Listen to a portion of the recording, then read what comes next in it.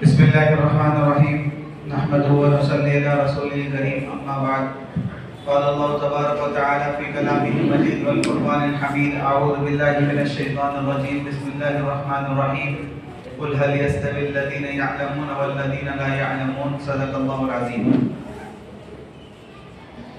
Already हम लोग थोड़े लेट चल रहे हैं, इसलिए सीधा हम लोग तमहीद के बगैर टॉपिक पर आ जाते हैं। जो आज का हमारा टॉपिक है सेशन का, वो आप देख सकते हैं सामने स्क्रीन पर नजर आ रहा है आपको, 4 C's ऑफ 21st सेंचुरी। किसी को पता है क्या है 4 C's ऑफ 21st सेंचुरी? क्या है, किसी को पता है?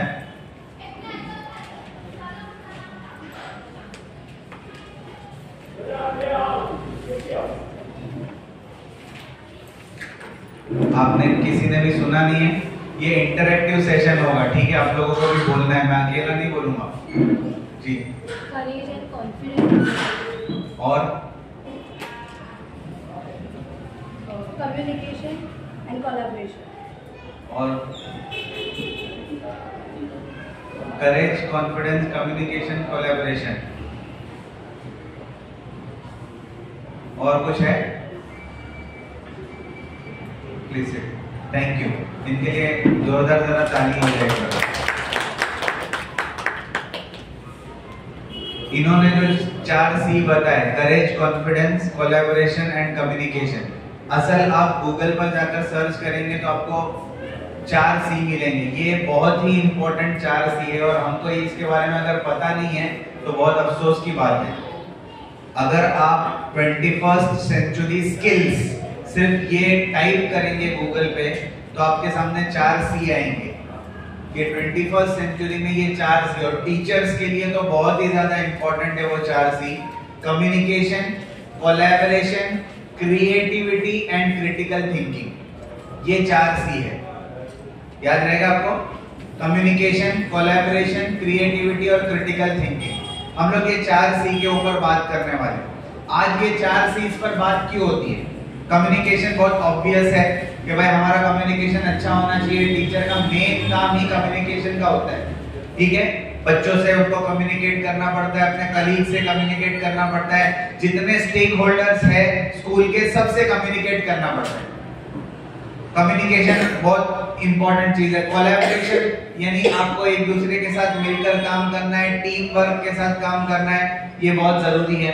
क्रिटिकल थिंकिंग, आपको हट के सोचना है। अगर आपको एक्स्ट्रा ऑर्डिनरी रिजल्ट्स चाहिए अपने इंस्टीट्यूशन के लिए तो आपको एक्स्ट्रा ऑर्डिनरी एफर्ट्स लगाने पड़ेंगे। आपको कुछ आउट ऑफ द बॉक्स सोचना पड़ेगा, कुछ नया सोचना पड़ेगा, तब जाकर आप अपने इंस्टीट्यूशन को एक बेहतरीन रिजल्ट दे पाएंगे। तो क्रिएटिविटी और क्रिटिकल थिंकिंग इसके लिए बहुत इंपॉर्टेंट है। और आज companies, organisations, institutions all over the world जो है ये बिल्कुल उनके काम करने का तरीका तब्दील हो गया। आपको अंदाजा है इसका? आपको अंदाजा है कुछ के कम्युनिकेशन और कोलैबोरेशन का जो तरीका अब तक हुआ करता था, क्रिएटिविटी और क्रिटिकल थिंकिंग का तरीका हुआ करता था, वो अब चेंज हो गया है। आपको इसका अंदाजा है? अब कंपनीज जो है, ऑर्गेनाइजेशंस जो है, ये रिक्रूटमेंट कैसे करते हैं? Any guess?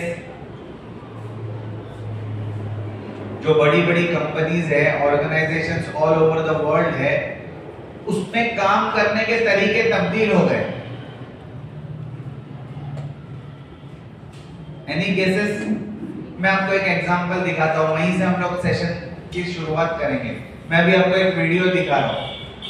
अभी टॉप लेवल की जो कंपनी समझी जाती है वो है Google. Do you all agree? Google में काम किस तरीके से होता है, गूगल के ऑफिसेस कैसे ऑपरेट होती है, वहां पर काम कैसे होता है, कैसे लोगों को हायर किया जाता है, कैसे लोगों को फायर किया जाता है, और वहां पर काम करने का एटमॉस्फेयर कैसा होता है। मैं हालांकि हमारे एजुकेशनल फील्ड से रिलेटेड नहीं है, लेकिन आपको मैं ये समझाने की कोशिश कर रहा हूं कि अब कंपनीज में सिनेरियोस चेंज हो गए।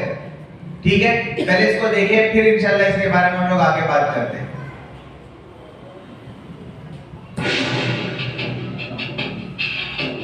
मोदी के अमेरिका दौरे में शामिल है कैलिफोर्निया में गूगल के दफ्तर का दौरा, जिसे एक बार देखने के बाद आप भी कहेंगे कि इससे बेहतर कोई दफ्तर नहीं देखा।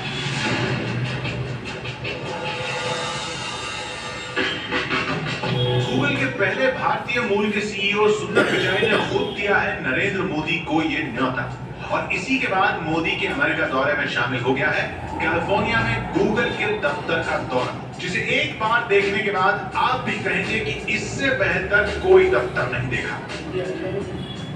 It's an honor to be welcoming Prime Minister Modi to Silicon Valley this coming week. There is tremendous excitement for your visit amongst all Googlers and the entire Indian community. Prime Minister Modi, welcome to Silicon Valley. We hope your visit will energize people in the valley, excite Indians all across the country, and renew and strengthen our partnership.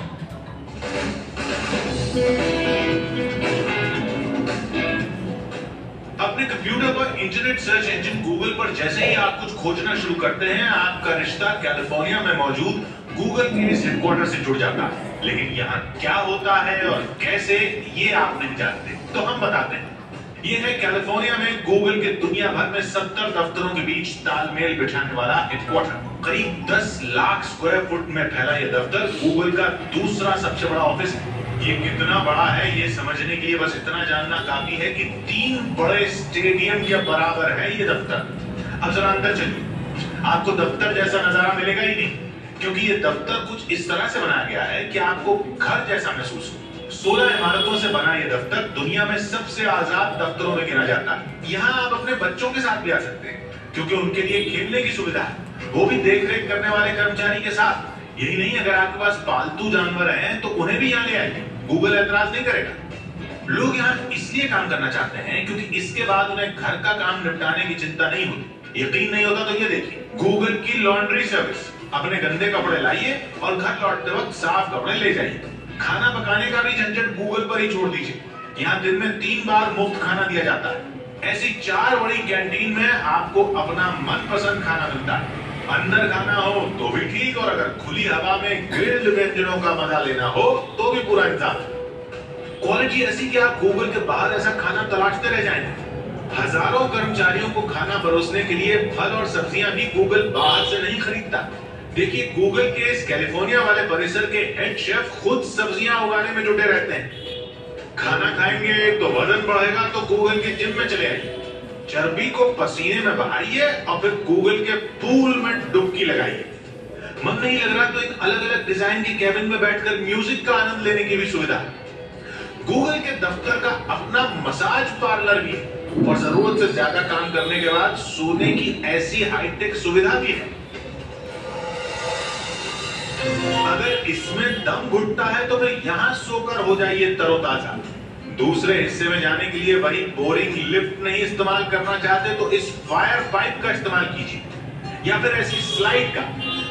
अगर एक इमारत से दूसरी इमारत में जाना हो तो पैरों को कष्ट देने की जरूरत नहीं है। गूगल की ये रंग बिरंगी साइकिलें कब काम आएंगी। और हाँ, अगर आप सोच रहे हैं कि पैसा कमा के कार खरीदेंगे तो आपको उसकी भी जरूरत नहीं। गूगल के रिसेप्शन से इलेक्ट्रॉनिक चाबी उठाइए, पार्किंग में खड़ी गूगल की इन शानदार कारों में किसी से भी निकल जाइए। काम हो जाए तो वापस कार खड़ी कर दीजिए, गूगल ईंधन का पैसा भी नहीं लेगा। इन सुविधाओं पर गूगल सालाना 500 करोड़ रुपए से ज्यादा खर्च करता है, और वो इसलिए क्योंकि उसे अपने कर्मचारियों की फिक्र करनी आती है। यही वजह है कि गूगल के दफ्तर में ही हॉस्पिटल भी है, जहां मुफ्त में इलाज होता है। यहाँ के कर्मचारी न तो हेल्थ इंश्योरेंस करवाते हैं और न जीवन बीमा, क्योंकि अगर किसी कर्मचारी की नौकरी के दौरान मौत हो जाए तो परिवार को गूगल अगले 10 साल की तनख्वाह मुफ्त देता है।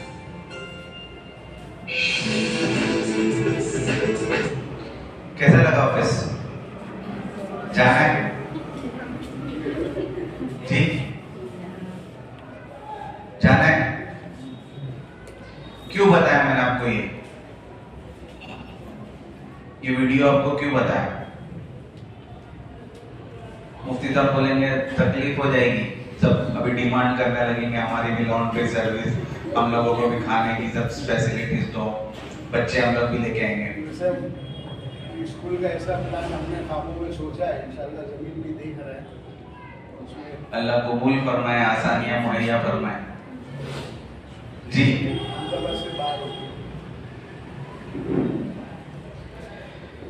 आप एक चीज समझिए, Google best of the best employees को हायर करता है। दुनिया भर के जो बेस्ट इंजीनियर्स होते हैं, सॉफ्टवेयर इंजीनियर्स, हार्डवेयर इंजीनियर्स उनको हायर करते हैं। क्यों? क्योंकि उनको मालूम है कि मेरे एम्प्लॉयज अगर अच्छे हैं, मुझे सर्विसेज अच्छी मिलेगी, इनपुट अच्छा होगा तो आउटपुट अच्छा होगा, हर चीज अच्छी होगी। उनकी मेहनत एम्प्लॉयज पर है, ठीक है। इसी वजह से दुनिया भर में ट्रेनिंग की सिस्टम होती है कि मैं एम्प्लॉयज को किस तरीके से उनकी कैपेबिलिटीज जो होती है उसको एनहांस किया जाए। ये बिल्कुल बुनियादी चीज है कि हम इस बात की फिक्र करें कि हम अपने आप को पर्सनली और प्रोफेशनली कैसे ग्रो कर सकते हैं। और ये एक नेवर एंडिंग प्रोसेस है। ऐसा नहीं कि एक मर्तबा हमने ट्रेनिंग अटेंड कर ली, एक मर्तबा कुछ सीख लिया, काफी नहीं। जब तक हम लोग किसी फील्ड से एसोसिएटेड है, हमें उस फील्ड में क्या अपग्रेडेशन आते हैं वो पता होना चाहिए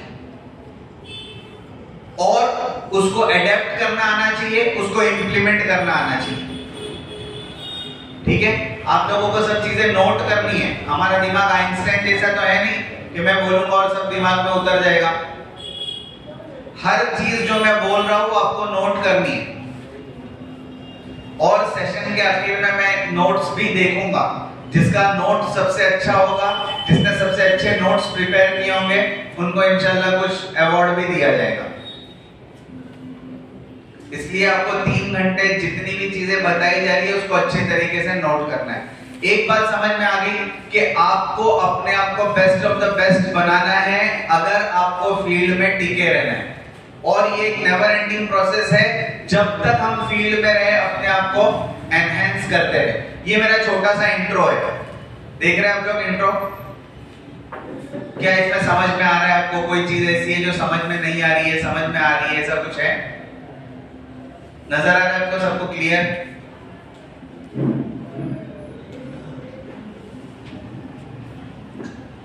कोई चीज है जो इसमें आपको समझ में नहीं आई?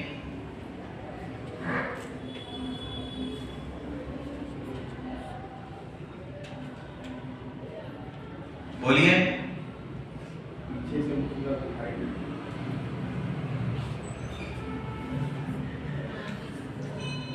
क्लियर है? आगे वाले फिक्र करिए, चलिए पीछे वाले देखेंगे। आप लोगों को जो चीजें सामने दिख रही है स्क्रीन पर, उसमें से क्या समझ में आ रहा है, क्या नहीं समझ में आ रहा है?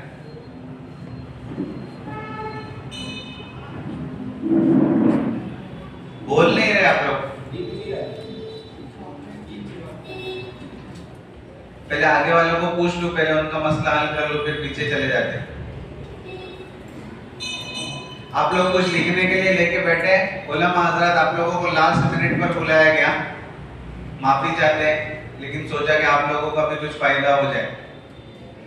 जज़ाकल्लाह, आप लोग आ गए। जी जल्दी करिए, टाइम नहीं है इतना सब हमारे पास। कौन सी चीजें जो समझ में नहीं आई वो बोलो, वरना मैं पूछूंगा आपको ये समझ में आया किसी को भी? वो कम्युनिकेटिव इंग्लिश का एक कोर्स है अलीगढ़ का।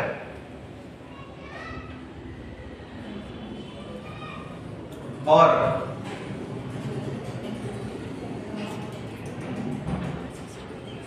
पढ़ने आता है कि पढ़ने में भी तकलीफ हो रही है?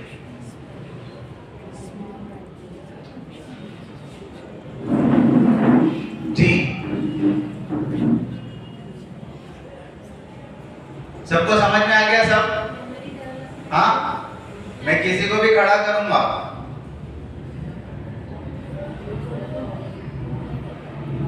जी क्लियर नहीं दिख रहा है सर। अंदर के मेरे हिसाब से तो दिखना चाहिए क्लियर। अंदर के नहीं दिख रहा है? क्यों नहीं दिख रहा है? ऐसे तो बहुत क्लियर दिख रहा है। आगे आ जाइए, जिसको नहीं दिख रहा है क्लियर, किसको किसको दिख रहा है क्लियर?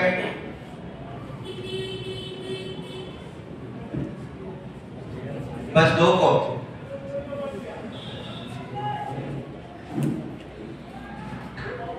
अभी छोड़ दीजिए चाय वाय, अभी मेरा मुफ्त वो इसमें टाइम भी चले जाएगा, मुफ्ती सब तो दे दीजिए जी। सॉरी, एजुकेशनल लीडरशिप ऊपर का देखिए ना, पहले एकेडमिक क्वालिफिकेशन में देखिए। मैं आपको पढ़कर सुना रहा हूँ, जिसको दिखाई नहीं दे रहा है मैं उसको पढ़ के। आलिम फलाह दारैन मुफ्ती al Mahdul Aali Hyderabad, BA MANU, MA MANU, CEAMU doctorate Bengaluru, handwriting analyst, graphotherapist. और फिर प्रोफेशनल क्वालिफिकेशन में आ जाइए, train the trainers, ed leadership, memory development, nursing studies, psychology and counselling, early childhood education, leadership retreat.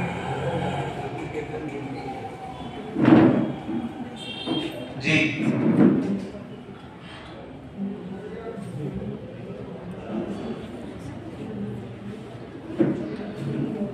समझ में आया? NLP किसको समझ में आया?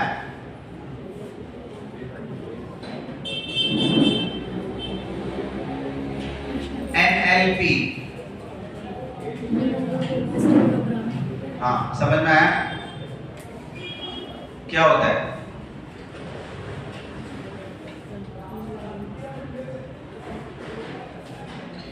न्यूरो लिंग्विस्टिक प्रोग्रामिंग एक कोर्स है जिसमें बेसिकली ये सिखाया जाता है कि आप अपनी बात सामने वाले के दिमाग में कैसे डाल दें।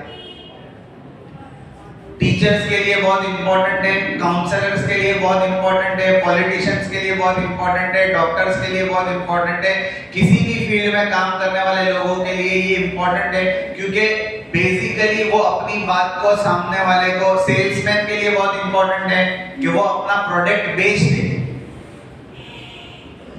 और इसका एंड जो है न्यूरो लिंग्विस्टिक प्रोग्रामिंग NLP के जो बहुत सारे स्टेजेस है, इसमें एक स्टेज होता है जिसमें हिप्नोसिस तक बात चली जाती है। हिप्नोसिस पता है क्या?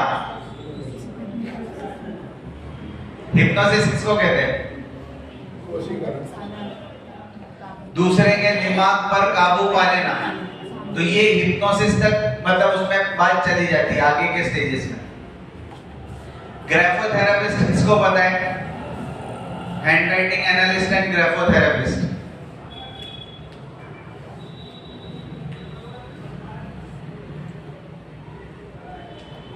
जी पता है किसी को क्या होता है? अभी हाल ही में एक बॉलीवुड एक्टर ने सुसाइड कर लिया, क्या नाम था उसका? बोलो बोलो, शर्माने की क्या बात है, जनरल नॉलेज है तो। सुशांत सिंह राजपूत मरने से पहले उसने एक सुसाइड नोट छोड़ा। वो सुसाइड नोट ग्राफोथेरेपिस्ट और हैंडराइटिंग एनालिस्ट के पास आता है और वो उसको एग्जामिन करता है कि इसने जो सुसाइड नोट छोड़ा था उसमें डिप्रेशन के आसार पाए जाते हैं या नहीं पाए जाते। तो वो हैंडराइटिंग एनालिस्ट उसके हैंडराइटिंग को एनालिसिस करेगा और बताएगा कि हाँ, लिखने वाला जो था, इस लेटर्स का लिखने वाला जो था वो डिप्रेशन का मरीज था, तो उसके साथ सुसाइड को एसोसिएट किया जा सकता है। कोई हंसते हंसते तो सुसाइड नोट नहीं लिखेगा ना खुशी के आलम में, बोलिए ना। उसके अंदर डिप्रेशन पाया जाता है तो सुसाइड नोट लिखेगा। मैंने क्यों किया ग्राफोथेरेपिस्ट और हैंडराइटिंग एनालिस्ट, मुझे क्या फायदा उसका? हम लोग एसोसिएटेड एक ऑर्गेनाइजेशन के साथ MFERD, Millat foundation for education research and development, 3000 Muslim management schools पूरे हिंदुस्तान भर के उसके साथ एसोसिएटेड है। n नंबर्स ऑफ स्कूल में हम लोग टीचर्स के रिक्रूटमेंट के लिए जाते हैं कि भाई नई टीचर्स आई, उनको रिक्रूट करना है। जब हम यहाँ भी मैंने शुरू में किए थे रिक्रूटमेंट्स, मैम को मैंने ही रिक्रूट किया था। तो जब रिक्रूटमेंट्स के लिए हम लोग जाते हैं तो बहुत सारी मर्तबा आदमी का चेहरा झूठ बोलता है, वो बनावटी चेहरा बना लेता है, लेकिन उसकी हैंडराइटिंग कभी झूठ नहीं बोलेगी। हम लोग उनको फॉर्म भरवाते हैं और फॉर्म में ये पता चलता है कि इसके अंदर कितना पोटेंशियल है, इसके अंदर कितने पढ़ाने के एतबार से कितनी एंथुसियाज्म इसके अंदर है, टीचर्स की क्वालिटी इसके अंदर कितनी है, ये सिर्फ टाइम पास के लिए आई है कि कहीं और जॉब नहीं मिल रहा था तो थोड़ा टाइम यहाँ निकाल लो, फिर बाद में दूसरी जगह चले जाएंगे। वो सब चीजें हम लोग हैंडराइटिंग को देखकर एनालिसिस करते हैं। Are you getting the point? और इंटरनेशनल लेवल पर भी मैंने बहुत सारी चीजें की हुई है। अभी रिसेंटली मैंने IIM में एडमिशन लिया है। IIM जानता है कोई? Indian institute of management. कितने हैं?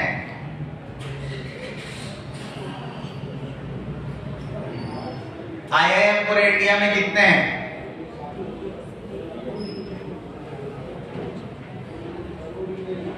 हम लोगों को क्या लेना देना?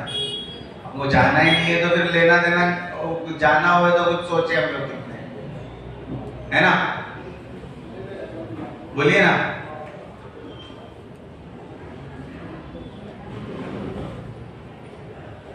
जाना हो तो सोचे हम लोग, जाना ही नहीं है तो क्या, कितने करके मालूम करके क्या फायदा है?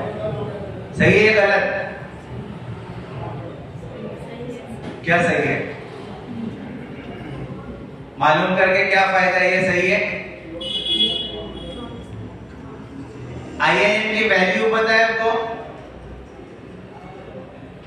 ये प्योरली आपकी फील्ड की चीज है, टीचर्स के फील्ड की चीज है। IIM की वैल्यू पता है आपको? IIM का सर्टिफिकेट अगर किसी के पास है तो क्या वैल्यू है उसको पता है आपको? लिखिए होमवर्क जी। IIM के स्टूडेंट का एंट्री अगर कोई जनरल कॉलेज से लिया गया उसके लिए तो बहुत ज़्यादा वैल्यू है, क्योंकि अगर वो कैंटीन में देते हुए इंटरव्यू देता है तो कोई भी कंपनी उसे हायर कर लेगी अगर उसकी लास्ट एग्जाम होती उसके पहले। Very good. और अप्रोक्स 21 IIMs अब इंडिया में है, पहले कम थे अब ज्यादा, और भी बहुत सारी जगह पर IIM 21 IIMs, Indian institute of management. ये सबसे टॉप लेवल का इंस्टीट्यूशन एजुकेशनल फील्ड में समझा जाता है इंडिया में। और आपको ये बात जाननी इस वजह से भी जरूरी है कि 21 IIM में से सबसे बेहतरीन टॉप रैंकिंग का जो IIM है वो IIM अहमदाबाद है।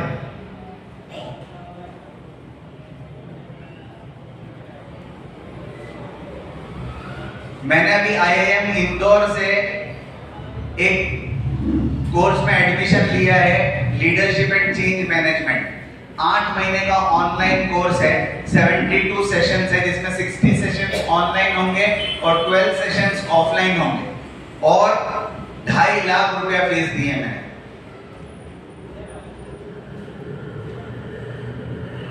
कल हर संडे को शाम को 5 बजे से लेकर 9 बजे तक उसके सेशन चलते हैं। कल मैंने 5 बजे से 9 बजे तक IIM का सेशन अटेंड किया। ये मैं आप लोगों को इस वजह से बता रहा हूं कि अगर आप बाय चॉइस टीचिंग फील्ड में आए हैं तो आपको इस फील्ड में रहने के लिए अपने आप को अपग्रेड रखना बहुत जरूरी है। ये बुनियादी चीज है। अगर आपने ये ठान लिया है कि मैं अपने आप को अपग्रेड रखूंगी तो फिर आपको कोई ट्रेनिंग की जरूरत नहीं है, आपको खुद ये पता चल जाएगा कि मुझे अपने आप को इस फील्ड में अपग्रेड रखने के लिए क्या करना चाहिए। मुझे क्लासरूम मैनेजमेंट कैसे करना है, टीचर्स के साथ कैसे डील करना है, कलीग्स के साथ कैसे डील करना है, स्टूडेंट्स के साथ कैसे डील करना है, उनके पेरेंट्स के साथ कैसे डील करना है, मैनेजमेंट के साथ कैसे डील करना है, हर चीज में अपग्रेडेशन की जरूरत है। मैंने आपको जो गूगल का वीडियो पहले दिखाया उसकी बुनियादी वजह यही है कि आप समझे कि ऑर्गेनाइजेशंस के सिनेरियो चेंज हो गए। आप सिर्फ ये समझे कि मैंने ग्रेजुएशन कर लिया और मैं टीचिंग फील्ड में चली गई और जिंदगी भर पढ़ाती रहूंगी, अब ऐसा नहीं होता है। आपको मुसलसल कंटिन्यूअसली अपने आप को अपग्रेड रखना पड़ेगा और इसके लिए आपको मेहनत करते रहना पड़ेगा। हमारे यहाँ इसका रिवाज बहुत कम होता है। अभी तक मेरी 2003 में फरागत है, 2003 में मैं फलाए से फारिग हुआ, 2023-24 शुरू हो गया। 20 साल में मैंने 35 से 40 लाख रुपए अपने ऊपर खर्च किए। अभी मैंने आपको रिसेंटली एग्जांपल दिया, ग्राफोथेरेपी का एक कोर्स है, 1 लाख रुपए का कोर्स है। एनएलपी का कोर्स है, 1 लाख 1.5 लाख रुपए का कोर्स है। इंटरनेशनल लेवल्स पे जो कोर्सेज किए हैं वो सब 2-2, 3-3, 4-4 लाख रुपए के कोर्सेज हैं।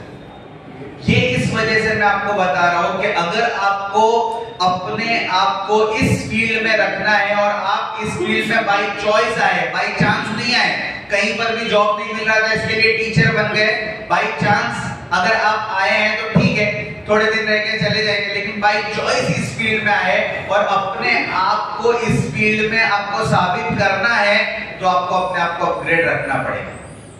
Is it clear? Are you getting the point? Make some noise. Yes. समझ में आ रही है बात? इसके लिए आपको 2 चीजों की जरूरत पड़ेगी बुनियादी तौर पर। नजर आ रहा है? क्या है 2 चीज? 2 चीज क्या है? Ability and capability. वहां देखिए, पहले कॉर्नर की पहली चीज क्या है और यहां दूसरी स्किल और विल।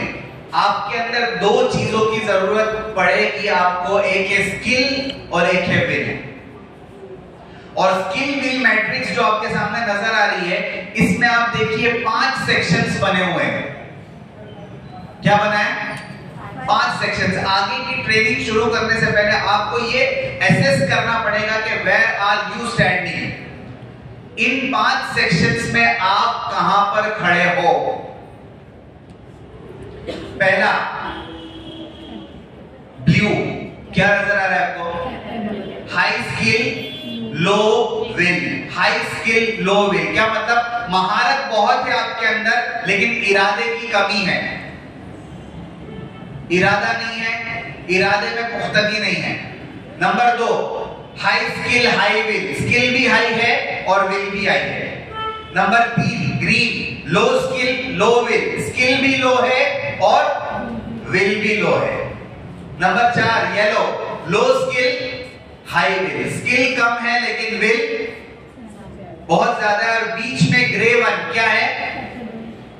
दोनों चीजें मीडियम दर्जे की है, यानी स्किल भी दरमियानी दर्जे की है और विल भी। आपको अपनी अपनी डायरी में लिखना है, where are you standing. You are the best जज ऑफ योरसेल्फ। अपने आप के बारे में आपको सबसे ज्यादा पता है कि मैं कहां हूं। मेरे अंदर इरादे की कमजोरी है या मेरे अंदर हुनर कम है। ये चीज आपको पता चलेगी तो आपको इस बात का एहसास होगा कि आपको मेहनत क्या करनी है। स्किल्स को बढ़ाने की मेहनत करनी है या विल को बढ़ाने की मेहनत करनी है। Are you getting the point? सबने लिख लिया अपने अपने बारे में कि टाइम चाहिए आपको इसके लिए? जी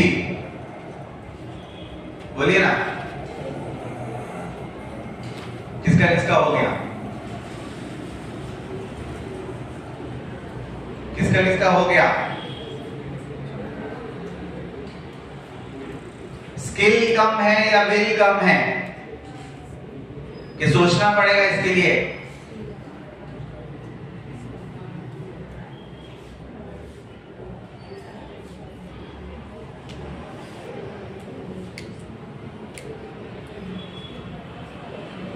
समझ में आ रही है बात? आपने देखा, आपने अपने बारे में सोचा, आपको पहले ये पता होना चाहिए कि मैं कहां खड़ा हूं, तो आपको पता चलेगा कि आपको मेहनत कहां करनी है। स्किल्स पर मेहनत करनी है या? समझ में आ रही है बात? लिखा आप लोगों ने? लिख लिया? किसी को बताने की जरूरत नहीं है, लेकिन आपको खुद अपने आप बारे में पता होना चाहिए कि मैं कहां हूं।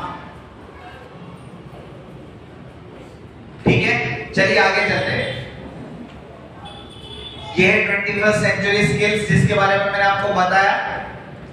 कम्युनिकेशन, कोलैबोरेशन, क्रिएटिविटी एंड, बोलिए ना जरा जोर से साथ में, क्रिटिकल थिंकिंग। ये 4 चीजें हैं। मैंने इसको थोड़ा सा मॉडिफाई किया है, मैंने इसमें थोड़ा सा चेंज लाया है।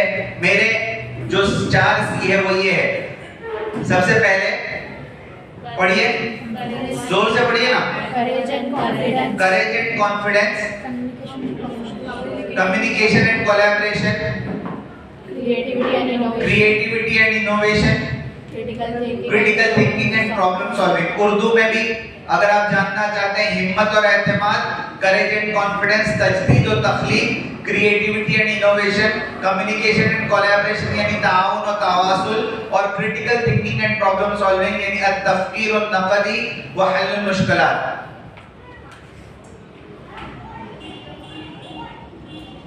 मुश्किल है ये चीज, इस पर मेहनत करना कितना मुश्किल है या कितना आसान है? जी, आप लोगों में से कितने गुजराती मीडियम से पढ़े हुए हैं? हाथ उठाइए, थोड़ा बराबर उठाइए ना। आप लोगों को एक काम दिया था मैंने इंट्रोडक्शन का, एलिवेटर स्पीच, सबने बना लिए? आएंगे उस पर भी।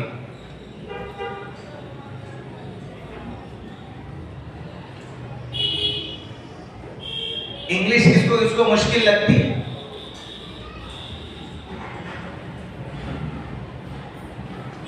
मुश्किल लगती है? ऑनेस्टली हाथ उठाना है, कोई मसला नहीं है इसमें। मौलाना लोगों को भी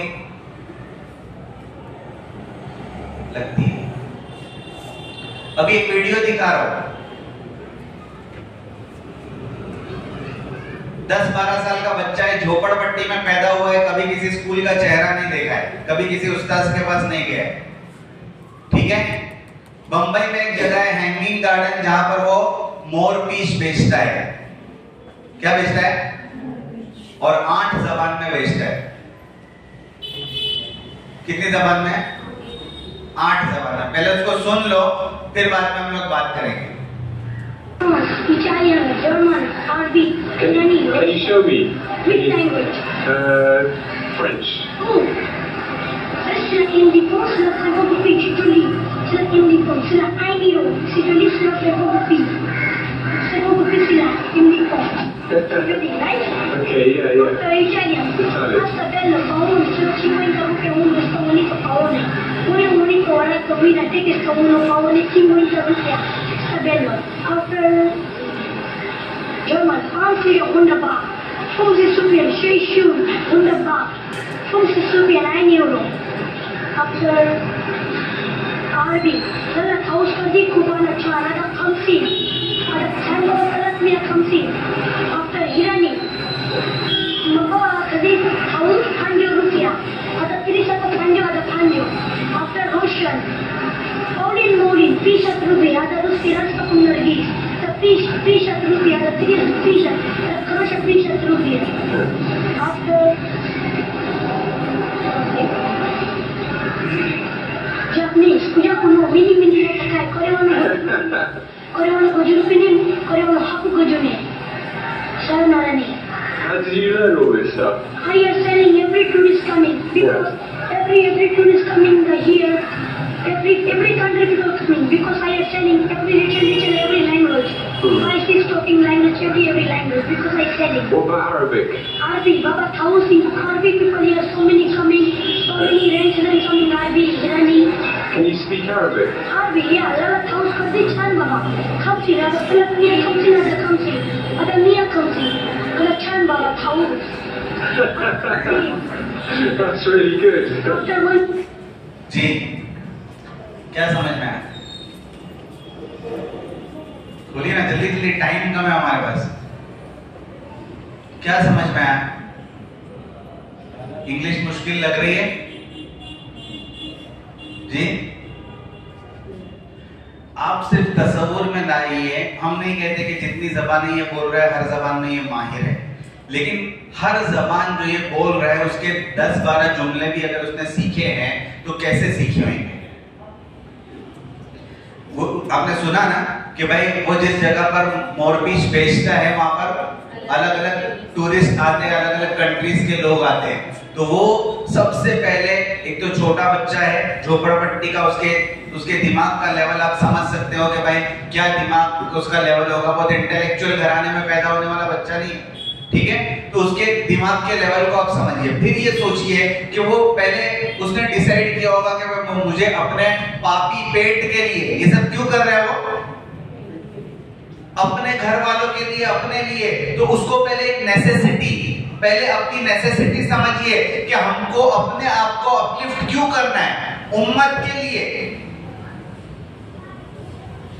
वो क्यों, कॉज समझिए, पहले वजह समझिए, सबब समझिए, रीजन क्या है मेहनत करने का। उसने पहले उसको समझा रीजन, फिर उसने एक प्रोफेशन चूज किया, मुझे मोर पीच बेचना है यहां खड़े रह के।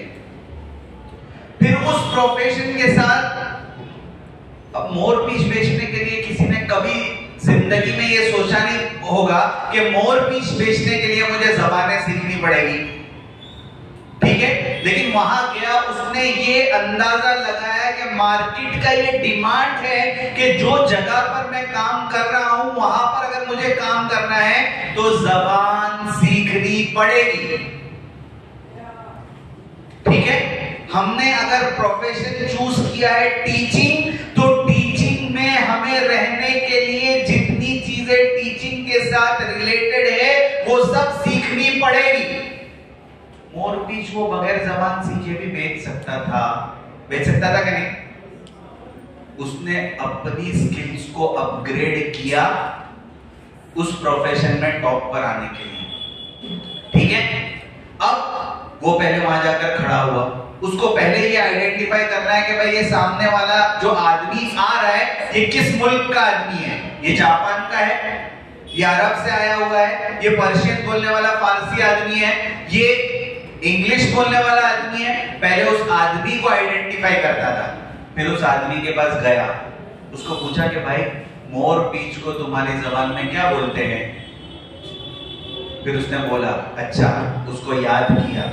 फिर 50 में 1 इसको तुम्हारी जबान में क्या बोलते हैं? वो याद किया। 100 में 2 इसको तुम्हारी जबान में क्या बोलते हैं? ये सीखा। और ऐसे एक जुमले उसने याद किए। मुश्किल है? बोलिए ना, मुश्किल है। हमारे लिए मुश्किल है कि जिनके पास टीचर्स और फैसिलिटीज और क्लासेस और बेंचेस और बोर्ड्स और चॉक्स एंड डस्टर्स सब चीजें हैं, या ऐसा बच्चा जिसको पढ़ना लिखना कुछ भी नहीं आता है, वो 8 जबानों में बात करता है। किसके लिए मुश्किल है? बोलिए ना, बोल नहीं रहे आप लोग। नाश्ता वाश्ता किया? खाना भी है आप लोगों के लिए? नाश्ता किए बगैर आ गए आप लोग? किया कि नहीं?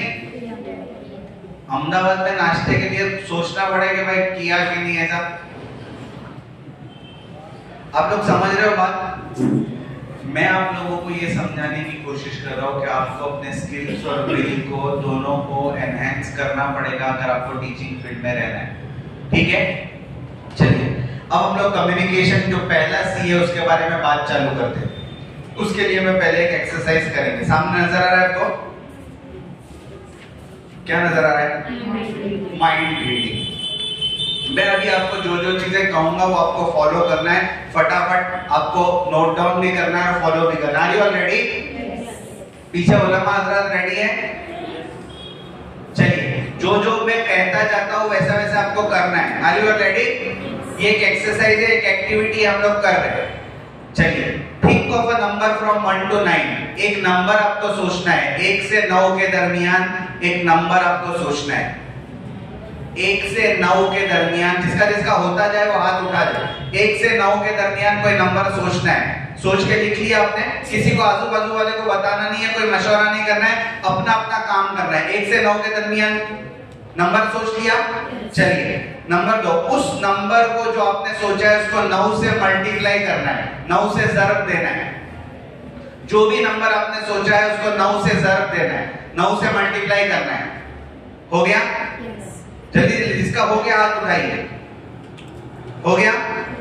चलिए number 3, add the 2 numbers of your above answer. जो आपने 9 से मल्टीप्लाई करने के बाद आपके पास 2 अदद आए होंगे, वो दोनों को आपस में प्लस कर देना है। हो गया? समझ में आ रही है? जिसको नहीं समझ में आ रहा अभी पूछ लीजिए। 2 नंबर आपके पास आए, 9 से नंबर को मल्टीप्लाई करने के बाद 2 नंबर आए, दोनों को आपस में बोलिए जोर से, प्लस कर दिया। चलिए नंबर 3, उस जो नंबर आपने प्लस करने के बाद एक नंबर आपके पास आया, उसमें से 5 को माइनस करना है, 5 को माइनस करना है उसमें से। किसका हो गया? जल्दी जल्दी थोड़ा। 5 को माइनस कर दिया आपने। Are you on all the same page? चलिए अब देखिए, थोड़ा गौर करिएगा। अगर आपके पास जो नंबर आया है अब वो नंबर 1 है तो उसको a में कन्वर्ट कर दीजिए। जो नंबर आपके पास आया है अगर वो 1 है तो उसको a में तब्दील कर दीजिए। अगर वो 2 है तो उसको b में तब्दील कर दीजिए। अगर वो 3 है तो उसको c में तब्दील कर दीजिए। अगर वो 4 है तो उसको d में तब्दील कर दीजिए। अगर वो 5 है तो उसको e में तब्दील कर दीजिए। हो गया? हाथ उठा नहीं रहे आप लोग? सबका हो गया? एक अल्फाबेट आपके पास आ गया, सबके पास एक अल्फाबेट आ गया। चलिए उस अल्फाबेट से आपको एक कंट्री का नाम लिखना है, यूरोपियन कंट्री जो डी से चालू होती है।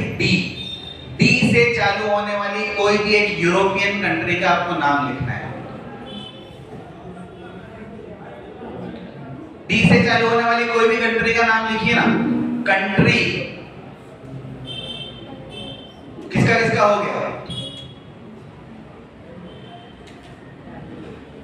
कंट्री किसको बोलते हैं मालूम है ना? दार्जिलिंग कंट्री नहीं है।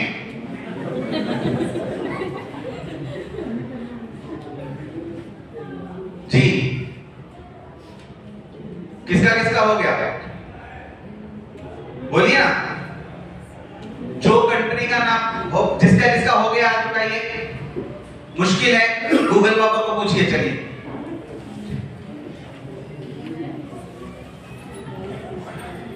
जल्दी जल्दी, टाइम नहीं हमारे पास। डी से कोई यूरोपियन कंट्री का नाम।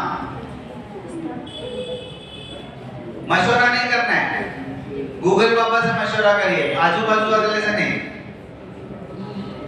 जल्दी, टाइम कम है हमारे पास।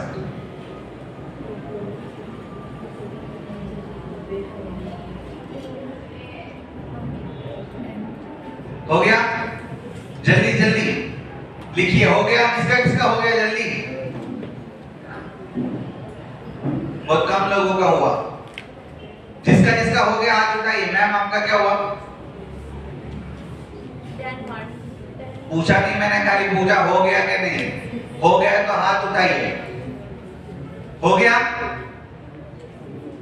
चलिए, जो कंट्री का नाम आपने सोचा है उस कंट्री का जो दूसरा लेटर है, कंट्री के नाम का जो दूसरा लेटर है, उससे कोई बड़े जानवर का नाम सोचिए। देखा यहाँ स्क्रीन पर भी देख रहे हैं आप सब लोग।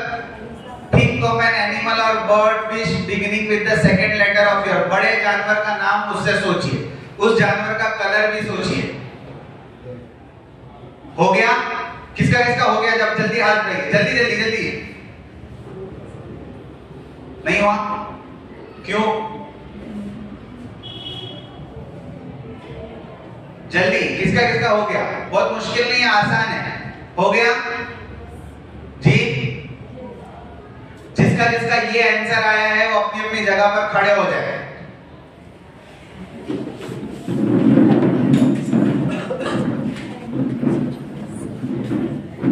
मुफ्ती साहब लोग यही है। कैसे? Sit down.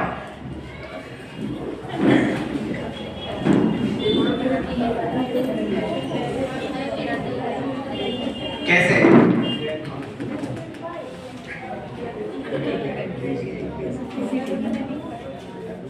ये कैसे हुआ?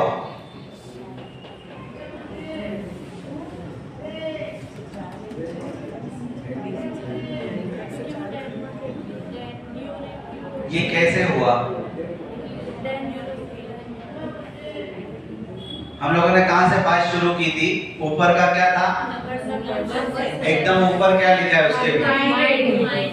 जी, हुआ ऐसा कुछ? मुझे आंसर कैसे पता चला और सबको सेम आंसर कैसे आया? This is purely power of communication. Read this loud.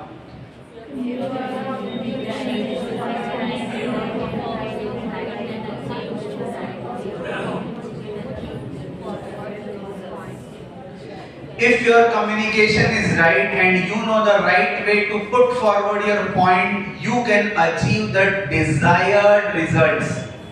क्या मतलब? अगर आपकी बातचीत का तरीका दुरुस्त है और अगर आप अपनी बात को सही तरीके से पेश करने का फन जानते हैं, तो आप यकीनन मतलूबा नताइज हासिल कर सकते हैं। ठीक है? अदालतों में क्या होता है? सही झूठ, झूठ सही। ठीक है? कन्विंस करने का पावर टीचर के अंदर कन्विंस करने का पावर होना चाहिए, अपनी बात को समझाने का पावर होना चाहिए, कम्युनिकेशन का पावर होना चाहिए। और सिर्फ कम्युनिकेशन के ऊपर बात करूं अगर मैं सिर्फ कम्युनिकेशन पर, तो पूरा एक दिन चाहिए। सिर्फ कम्युनिकेशन के टॉपिक को कवर करने के लिए कितनी देर चाहिए? इतना लेंथी टॉपिक है। मैंने आपको सिर्फ एक एग्जांपल दिया कि कम्युनिकेशन आपका कैसा होना चाहिए। चलिए, हम लोग स्किल्स की बात कर रहे थे। एक मर्तबा ये देखिए आपके सामने क्या चीज है। दो इंटरनेशनल ऑर्गेनाइजेशन का एक रिसर्च मैं आपके सामने पेश कर रहा हूं, American society for training and development और दूसरा है secretaries commission on achieving necessary skills. इनका ये कहना है कि आप किसी भी जॉब फील्ड में काम कर रहे हो, आप पढ़ सकते हैं emphasise 16 skills across all job families. यानी आपको किसी भी फील्ड में 21st सेंचुरी में काम करना है, आपके अंदर ये 16 स्किल्स होनी चाहिए। पढ़िए 16 स्किल्स।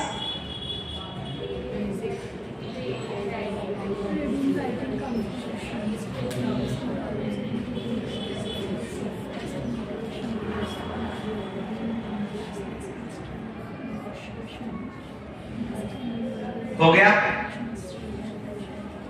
बोलिए ना, पढ़ लिया सबने? अब फिर से सेल्फ असेसमेंट पर आ जाइए। कितने ऐसे हैं जिसके अंदर 16 पूरी है? हाथ उठाइए। फिर मैं एक दो क्वेश्चन भी पूछूंगा तो पता चलेगा 16 है कि खाली ऐसे ही हाथ उठा दिए। 16 वाले कितने हैं? 15, 14, 13, 12, 11। चलिए 11 वाले 1, 10। खड़े हो जाइए मैम, 10 वाले खड़े हो जाइए। जल्दी जल्दी, टाइम कम है हमारे पास। 10 ये से खड़ा जाइए, 10 वाले। 9,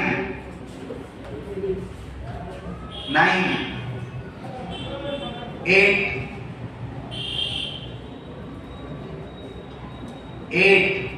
7।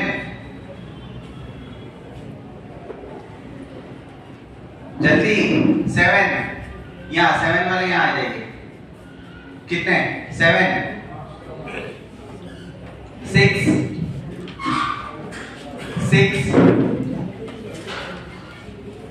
यहाँ आ जाइए 6 वाले।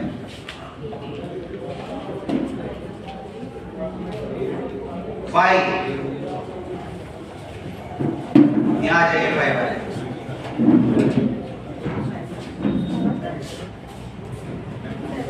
5 यहाँ टीवी के नीचे आ जाइए बराबर। 5 वाले। 4 बीच में आ जाइए, 4 वाले।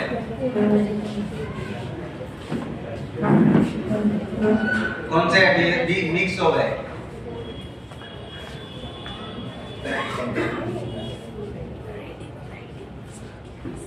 यहाँ मिक्स हो गए। 5 और 7 वाले आगे आ जाइए, यहाँ मैम के पास आ जाइए।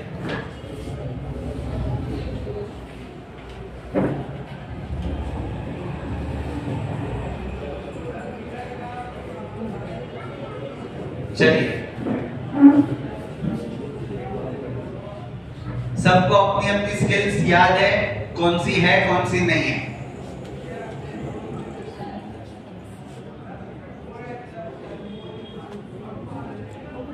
याद है? आपके पास 4 है, कौन सी कौन सी? Reading, writing, listening, speaking. Reading, writing, listening, speaking. Computation का क्या मतलब है? हिसाब किताब, नॉर्मल मैथ।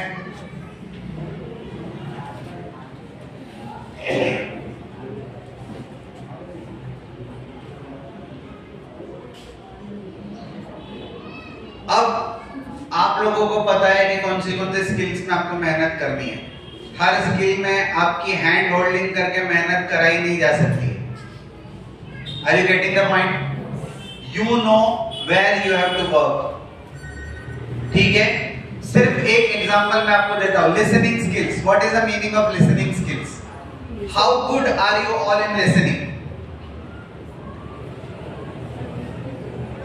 आप लिसनिंग में कितने अच्छे हो? 40 बच्चे आपकी क्लास में हैं, एक टाइम पे कितनों की आवाज सुन सकते हो?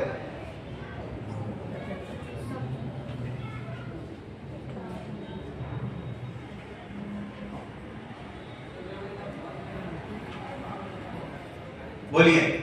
लिसनिंग सिर्फ, अब ये जो स्किल्स है ना, एक एक स्किल के इन डेप्थ आप जाओगे तो आपको पता चलेगा कि किसको कहते हैं स्किल्स को एक्वायर करना। लिसनिंग में बोलूं तो लिसनिंग एक होता है आपने सिर्फ बच्चे की आवाज को सुन लिया, ठीक है?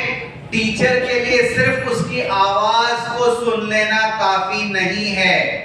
You must be able to listen their thoughts, you must be able to listen their feelings, उनके एहसासात और जज्बात को सुनना, ये एक नंबर 1 लेवल की टीचर का काम है, ठीक है?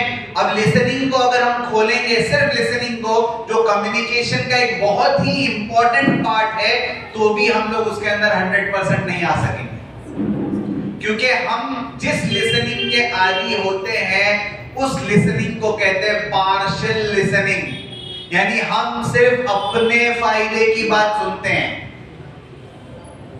डू यू ऑल एग्री और नॉट? हम सिर्फ अपने फायदे की बात सुनते हैं, दैट इज पार्शियल लिसनिंग, और वो लिसनिंग कोई काम की नहीं।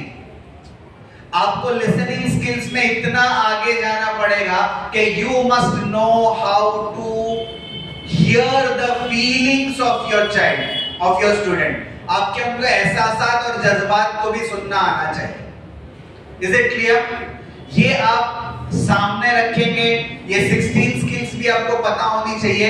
और नेक्स्ट टाइम जब हमारा सेशन होगा, I want you all to be powerful in all the 16 skills. Are you getting the point?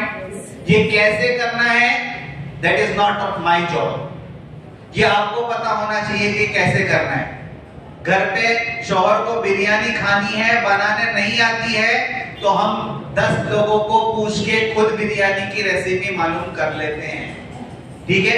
हमारे अंदर ये स्किल्स नहीं है, फिर भी हम टीचिंग फील्ड में घुस गए हैं। हमारी गलती है, इन स्किल्स को सीख कर आना चाहिए था, लेकिन नहीं सीखे। हमें अभी मौका दिया जा रहा है, हमको इन स्किल्स को एनहांस करना पड़ेगा। Are you all getting the point? Please seat.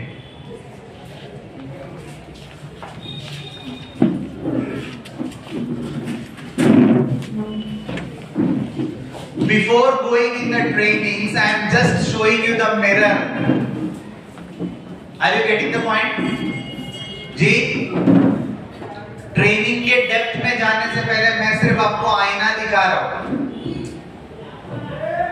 ताकि पता चले कि हम कहां पर है और हम कितने मुतमईन हैं और हमें कितनी ज्यादा मेहनत करने की जरूरत है, ठीक है? आपको इसके लिए अपना थिंकिंग ऑर्डर चेंज करना पड़ेगा। क्या नजर आ रहा है आपको? मैस्लोस थियरी किसने सुनी है इससे पहले?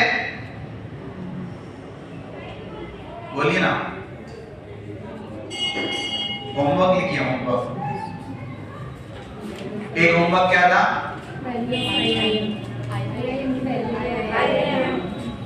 दूसरा होमवर्क मैस्लो की थियरी आपको पढ़नी है एकदम thoroughly. What is Maslow's theory? मैं सिर्फ आपको उसका एक ग्लिम्स दे रहा हूं। MASLOW Maslow's theory of hierarchy. आपको लॉट में से हॉट में जाना है। लॉट का मतलब है लोअर ऑर्डर थिंकिंग, यहां से आपको जाना है हायर ऑर्डर थिंकिंग में। यानी आपको रिमेंबरिंग, अंडरस्टैंडिंग और अप्लाइंग से ऊपर उठना पड़ेगा अपनी स्किल्स को ग्रो करने के लिए। एनालाइजिंग, इवैल्यूएटिंग और क्रिएटिंग पर जाना पड़ेगा। याद रखना, समझना, अप्लाई करना एक कॉमन और नॉर्मल चीज है। आपको इससे ऊपर उठना पड़ेगा, तज्जिया करना, तशखीस करना और तख्लीक करना। ठीक है?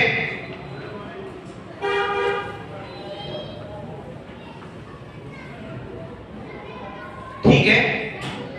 अब थोड़ा अपने दिमाग के ऊपर जोर देना है आपको। मैं आपको एक थोड़ी इंपॉर्टेंट चीज बता रहा हूं। चलिए, आपके दिमाग को अल्लाह तबारक व तआला ने 4 हिस्सों में तकसीम किया है। नजर आ रहा है आपको? क्या नजर आया? Upper left, lower left, upper right, lower right. ठीक है? चारों को एक एक कलर दिया है। नजर आ रहा है आपको? Blue, yellow, green and red. अब देखिए, थोड़ा गौर करिएगा, इसके ऊपर समझने की चीज है। अपर लेफ्ट का जो हिस्सा है दिमाग का, वो प्रिंसिपल्स, ओपिनियंस, एनालिसिस और लॉजिकल कंक्लूजन्स को सोचता और समझता है। यानी वो लॉजिकल दिमाग होता है, तज्जियाती ज़हन जिसको कहते हैं। ठीक है? तज्जियाती ज़हन समझ में आता है, लॉजिकल माइंड समझ में आता है जी? किसको किसको समझ में नहीं आया? जो रीजंस के ऊपर, वजह के ऊपर, व्हाट के ऊपर फोकस करता है। व्हाट, क्या। लोअर लेफ्ट जो होता है ये इंफॉर्मेशन के ऊपर फोकस करता है। अपर राइट जो होता है ये बिलीव्स, वैल्यूज के ऊपर फोकस करता है। और लोअर राइट जो होता है ये एक्सपीरियंसेस और फीलिंग्स के ऊपर फोकस करता है। इसको और थोड़ा मैं इजी बना रहा हूं आपके लिए। इतना समझ में आ गया? थोड़ा मुश्किल है, इसको मैं और थोड़ा इजी बनाता हूं। आपका दिमाग जो ब्लू वाला था, कौन सा है ब्लू वाला? देखिए क्या है, बोलिए ना साथ में। अपर लेफ्ट, ये एनालिटिकल होता है, तज्जियाती होता है, ये व्हाट के ऊपर फोकस करता है। क्या? What, facts. नीचे वाला लोअर लेफ्ट, ये मेथोडिकल होता है, यानी प्रोसेस, कैसे, हाउ के ऊपर फोकस करता है। विजनरी होता है ऊपर का राइट, वो वाई यानी आइडियाज के ऊपर फोकस करता है। और नीचे वाला जो राइट है, लोअर राइट, ये कनेक्टेडनेस के ऊपर, हु, किसके साथ आपको काम करना है, इस पर फोकस करना है। अब कम्युनिकेशन की ये बुनियाद मैंने आपको बताई कि अगर आपके कम्युनिकेशन को आपको पावरफुल बनाना है तो आपको व्हाट, व्हाई, हाउ और हु को एक साथ कनेक्ट करना पड़ेगा। तब आपकी बात ऐसी होगी कि सामने वाला बच्चा, चाहे वो एनालिटिकल हो, विजनरी हो, मेथोडिकल हो या कनेक्टेड हो, क्योंकि हर आदमी के दिमाग का कोई एक हिस्सा ज्यादा काम करता है, तो वो उस तरीके से आप उसको बात समझाएंगे तो उसको बात समझ में आएगी। और अगर दूसरे तरीके से बात समझाएंगे उसको समझ में नहीं आएगी, क्योंकि वो एनालिटिकल था और आपने विजनरी तरीके से बात समझाई। ये मैं आपको थोड़ा हायर लेवल के बारे में बता रहा हूं। मैं समझ रहा हूं कि आपको ये समझना थोड़ा मुश्किल होगा, लेकिन मैं आपका ग्रेड जो है थोड़ा बढ़ा के आपके साथ बात कर रहा हूं। ठीक है? इज इट ओके कि मुश्किल है? बोल नहीं रहे आप लोग, मजा नहीं आ रही मेरे को। ये समझ लेंगे आप कि मैं और थोड़ा नीचे जाऊं? जी बोलो ना। समझ लेंगे? अभी भी पावर क्लियर किया है, समझ लेंगे? चलिए इंशाअल्लाह आप लोग समझ लेंगे। मैं आपको एग्जांपल से समझाता हूँ। ये समझ में आ गया कि 4 दिमाग होते हैं, 4 दिमाग के हिस्से होते हैं, चारों। अब होता ये है कि अगर हमने बात को इस तरीके से पेश नहीं किया कि दिमाग कोई भी हो सामने हमारे वो बात को समझ जाए, तो हमारी बात बच्चे समझते क्यों नहीं है? क्योंकि हमने एक तरीके से बात की, दूसरे तरीके को कवर नहीं किया। और यही हमारे असलाफ का भी तरीका रहा है पढ़ाने में। आपने बुजुर्गों के बारे में ये सुना होगा कि हमारे बुजुर्गाने दीन जब बात करने बैठते थे अवाम के सामने भी, तो वो जब बात करते थे अवाम में से हर आदमी इस बात को महसूस कर रहा था कि हजरत की तकरीर तो मेरे लिए ही हो रही है। आपने सुनी है बात उलमा हजरत कि हजरत जो बात कर रहे हैं मेरे लिए बात कर रहे हैं। ये क्यों होता था? क्योंकि वो अवाम की जहनियत को सामने रखकर बात करते थे कि वो हर आदमी के बात समझ में आ जाए। Is it clear? अब एग्जांपल से समझिए इस बात को।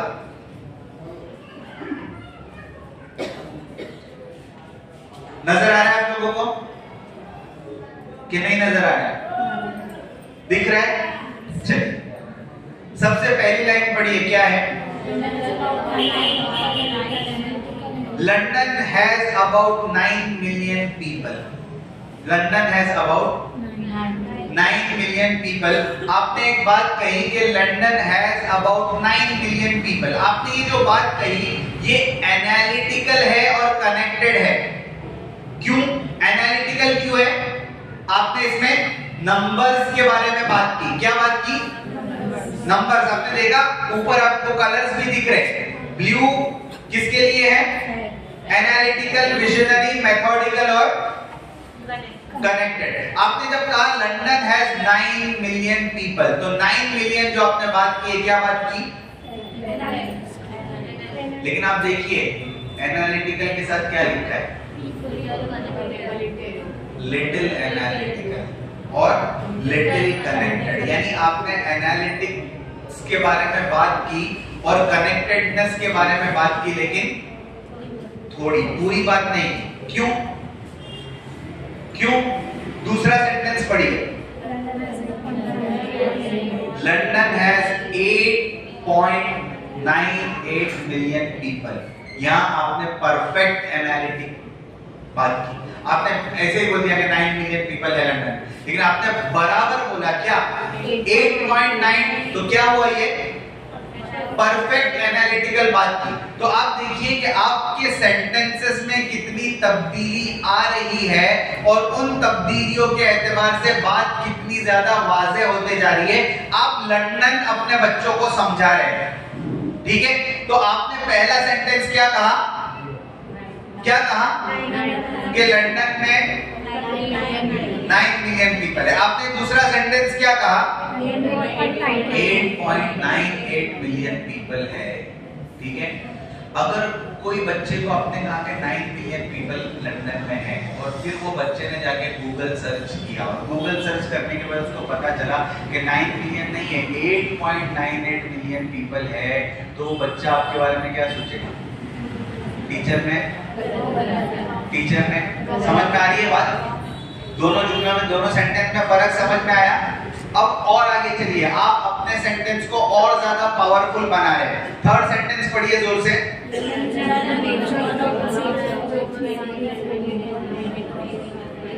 London is one of the major global cities with 8.98 million people. Major global city आपने ऐड किया। क्या है वो मेजर ग्लोबल सिटी? ऊपर देखिए ना, विजनरी। यानी लंदन क्यों लोग जाना पसंद करते हैं? क्योंकि वो मेजर ग्लोबल सिटी है। वाई? वो क्या है? एक मेजर ग्लोबल सिटी। आपने लंदन को और ज्यादा एलोबरेट किया। अब आइए चौथे जुमले पर। London is one of the major global cities with 8.98 million people with great public transport system. आपने मेथड को यहाँ पर ग्रीन कलर देखा आपने इसका है? आपने मेथड को और ज्यादा एलोबरेट किया किया तो लंदन की तरफ जो लंदन आप समझा रहे बच्चे को और ज्यादा समझ में आएगा। क्यों? क्योंकि आपने उसके अंदर एनालिटिकल को भी ज्वाइंट किया, विजन को भी ज्वाइंट कर दिया और मेथड्स को भी ज्वाइंट कर दिया। पीपल यानी कनेक्टेडनेस आप शुरू से ज्वाइंट करते हुए आ रहे हैं, लेकिन फिर भी उसके अंदर पूरी बात नहीं आ रही है, लिटिल कनेक्टेडनेस है। आपने देखा हर जगह आप उसको भी देखते जा रहे हैं। थर्ड जुमला जो आपने पढ़ा है उसमें देखा एनालिटिकल है, मेथोडिकल है, कनेक्टेडनेस कैसी है? थोड़ी है, लिटिल है। और विजनरी कैसी है? थोड़ी है। अब लास्ट जुमला पढ़िए।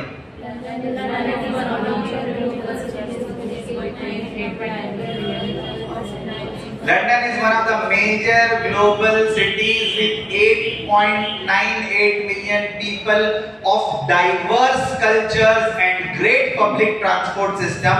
लंदन एक मेजर ग्लोबल सिटी है जिसमें 8.98 मिलियन पीपल रहते हैं, डाइवर्स कल्चर यानी मुख्तलिफ तहजीबों के लोग रहते हैं और उसका ट्रांसपोर्ट सिस्टम बहुत अच्छा है। Which sentence is the best sentence?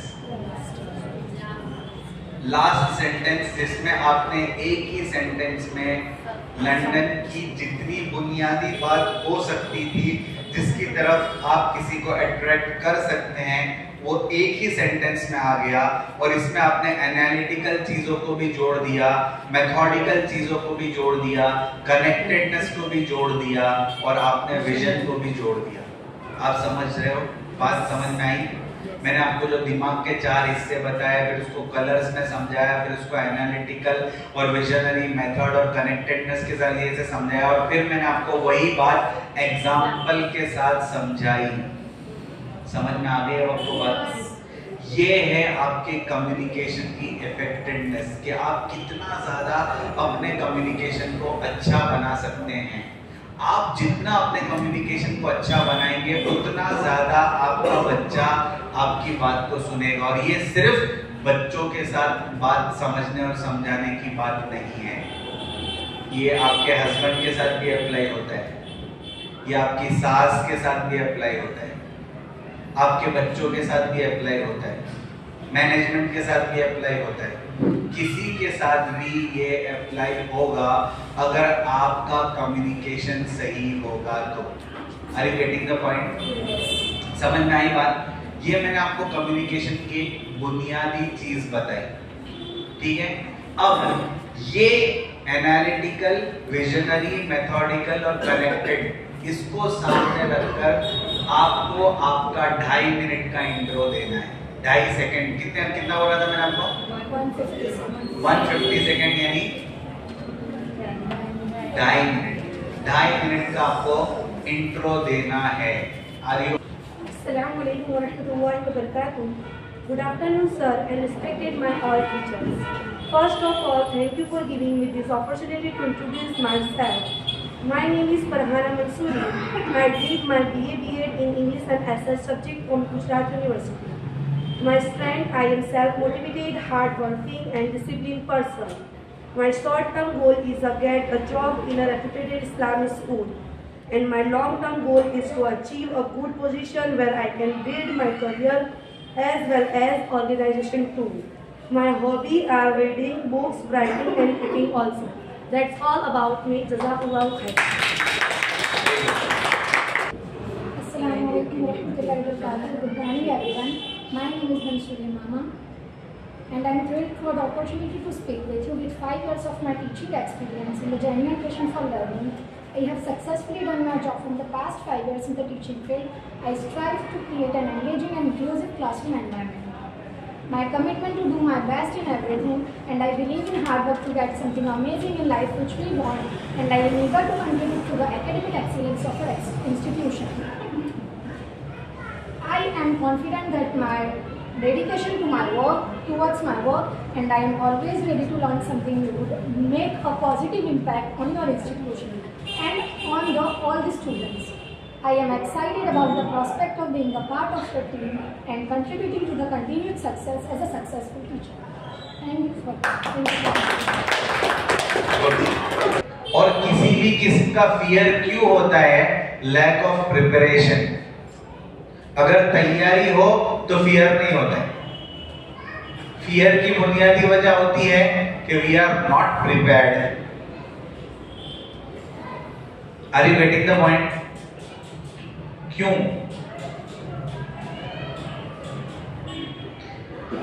क्यों एक हफ्ते की तैयारी के लिए वक्त देने के बावजूद अपने बारे में हम 2.5 मिनट ठीक तरीके से नहीं बोल पाए? आप लोगों ने खुद ने एतराफ किया कि हम लोगों ने परफेक्शन के साथ नहीं बोला। मैंने नहीं बोला आप लोगों को, आपने खुद ने बोला कि भाई जो परफेक्शन के साथ बोलना चाहिए था वो परफेक्शन के साथ हम लोग नहीं बोले। तो इसकी क्या वजह है?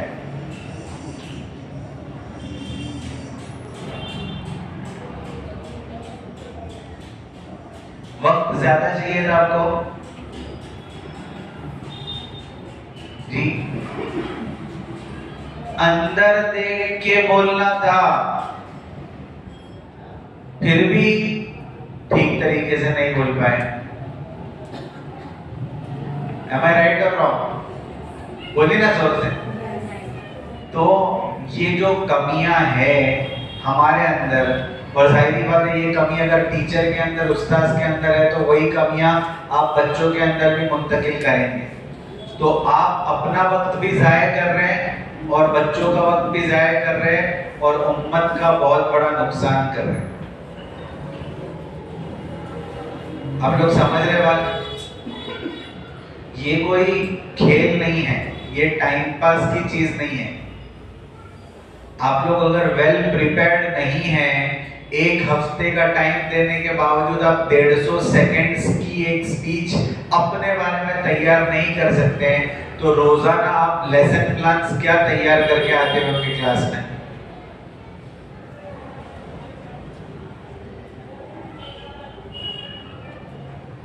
बोलिए। तो वैसा मुफ्ती साहब ये एक्स्ट्रा काम दिया था, इसके लिए रोज का काम तो हम लोग बराबर करते हैं, तो आपकी क्लास में भी देखने आना पड़ेगा। आप लोग समझ रहे बात? कितनी ज्यादा मेहनत करने की जरूरत है। इसलिए प्लीज आप इन चीजों को लाइटली मत लीजिए।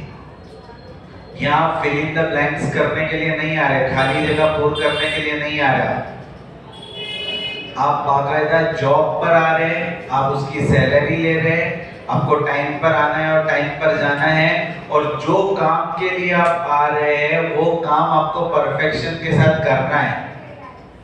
अगर आप वो नहीं कर रहे हो तो आप कोताही कर रहे हो, कमी कर रहे हो, और वो कमी कोताही का जवाब आपको देना पड़ेगा, यहाँ भी और ऊपर भी।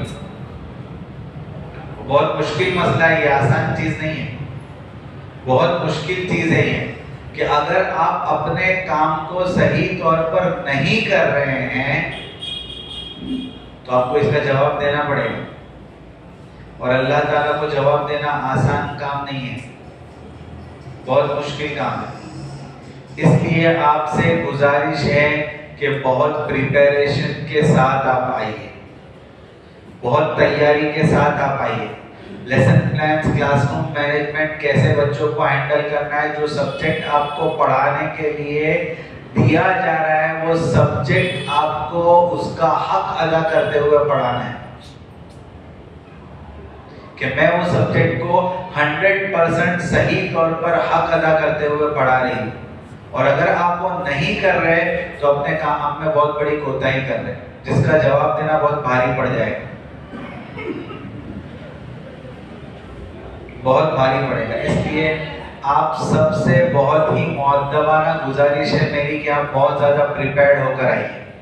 और मैं आपको नेक्स्ट जब भी सेशन हो तब के लिए ये काम देकर जा रहा हूं, आपको अपना 2.5 मिनट का परफेक्शन के साथ 1 मरतबा, 2 मरतबा, 10 मरतबा, आपको जब तक ये नहीं लगे खुद को कि मैं अपना इंट्रो इंग्लिश लैंग्वेज में प्रोनाउंसिएशन की मिस्टेक के बगैर, कोई ग्रामेटिकल मिस्टेक के बगैर, कोई पंक्चुएशंस की मिस्टेक के बगैर ठीक तरीके से डिलीवर कर पा रही हूं, तो ये आपकी इंग्लिश लैंग्वेज को सीखने का पहला स्टेप है कि आप अपना इंट्रोडक्शन सही तौर पर दे पाए। Are you getting the point? बोलिए ना सब जोर से। आप समझ रहे हैं? अब आपको इसके लिए कितना टाइम चाहिए?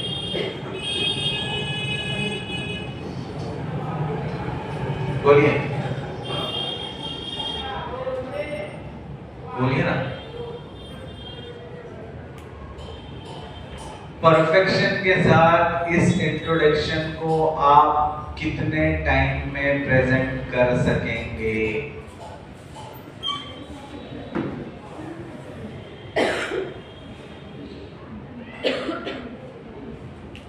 जल्दी, टाइम नहीं है मेरे पास।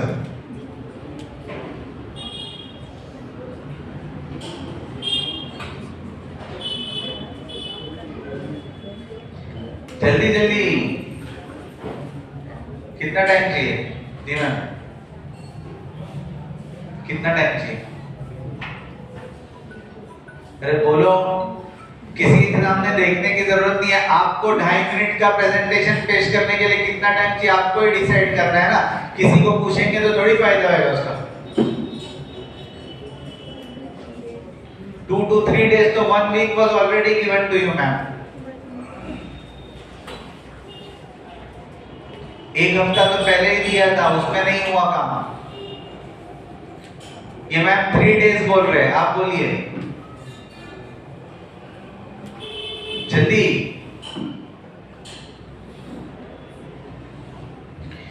मैं आपको और 1 वीक का टाइम दे रहा हूं, नेक्स्ट मंडे,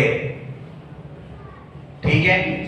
आप अपना 2.5 मिनट का इंट्रो इंग्लिश लैंग्वेज में परफेक्शन के साथ, प्रोनाउंसिएशन की मिस्टेक के बगैर, ग्रामेटिकल मिस्टेक के बगैर, पंक्चुएशंस की मिस्टेक के बगैर, नेक्स्ट संडे को यानी मंडे को आप आओगे स्कूल में, उससे पहले संडे आपका जब खाली होगा, आप 2.5 मिनट का अपना इंट्रो सुफा के ग्रुप में अपलोड करेंगे। आपका वीडियो डालेंगे और आपके वीडियो के साथ नीचे आप अपना नाम डालेंगे, ताकि वो उसमें आप इंट्रो में तो आप अपना नाम बोलेंगे और नीचे, और आप समझिए इंट्रो कहा जा रहा है आपका इंट्रो। एक टीचर ने आके क्या बोला, बल्कि 2-3 टीचर ने, आई एम फला फला, I am a teacher, teachers job is this, teachers job is that. Teachers का जॉब नहीं बता रहा है, आपको अपना इंट्रो देना है। इंट्रो समझते हैं आप लोग? Are you getting the point? समझ में आ रही है बात? बोल रहा जोर से, थक गए, भूख लग गई, इतना ज्यादा बोल रहे हैं आप लोग तो थक गए होंगे। समझ में आ रही है? नेक्स्ट संडे आप लोग अपना इंट्रो अपने नाम के साथ सोफा वाले ग्रुप पे अपलोड करेंगे। Is it clear? Any questions? चलिए अब देखिए कम्युनिकेशन के बारे में जो बात है मैं आपको जल्दी जल्दी बता रहा हूँ। कम्युनिकेशन के तरीके जो इवॉल्व हुए हैं इतने सालों में, देखिए हो देखा आपने क्या है, कहां से शुरू हुआ आपने देखा? पेंटिंग्स होती थी, फिर कबूतर के जरिए से मैराथन, फिर टेलीग्राफ, फिर newspaper, telephone, television, radio, smartphones, blogging, internet और ट्विटर, फेसबुक। ये एक और एक तरीके से देखिए, देखा आपने?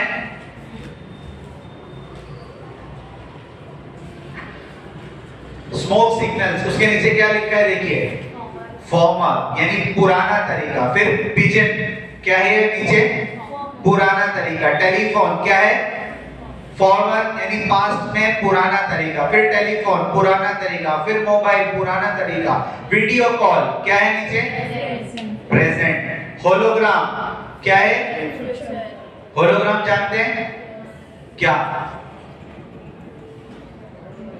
आगे फ्यूचर में बात करने और कम्युनिकेशन करने का तरीका, सामने आपने डिवाइस रखा है, ऐसा डिवाइस, और सामने से वो आदमी निकलेगा, आप उसके साथ बात करेंगे।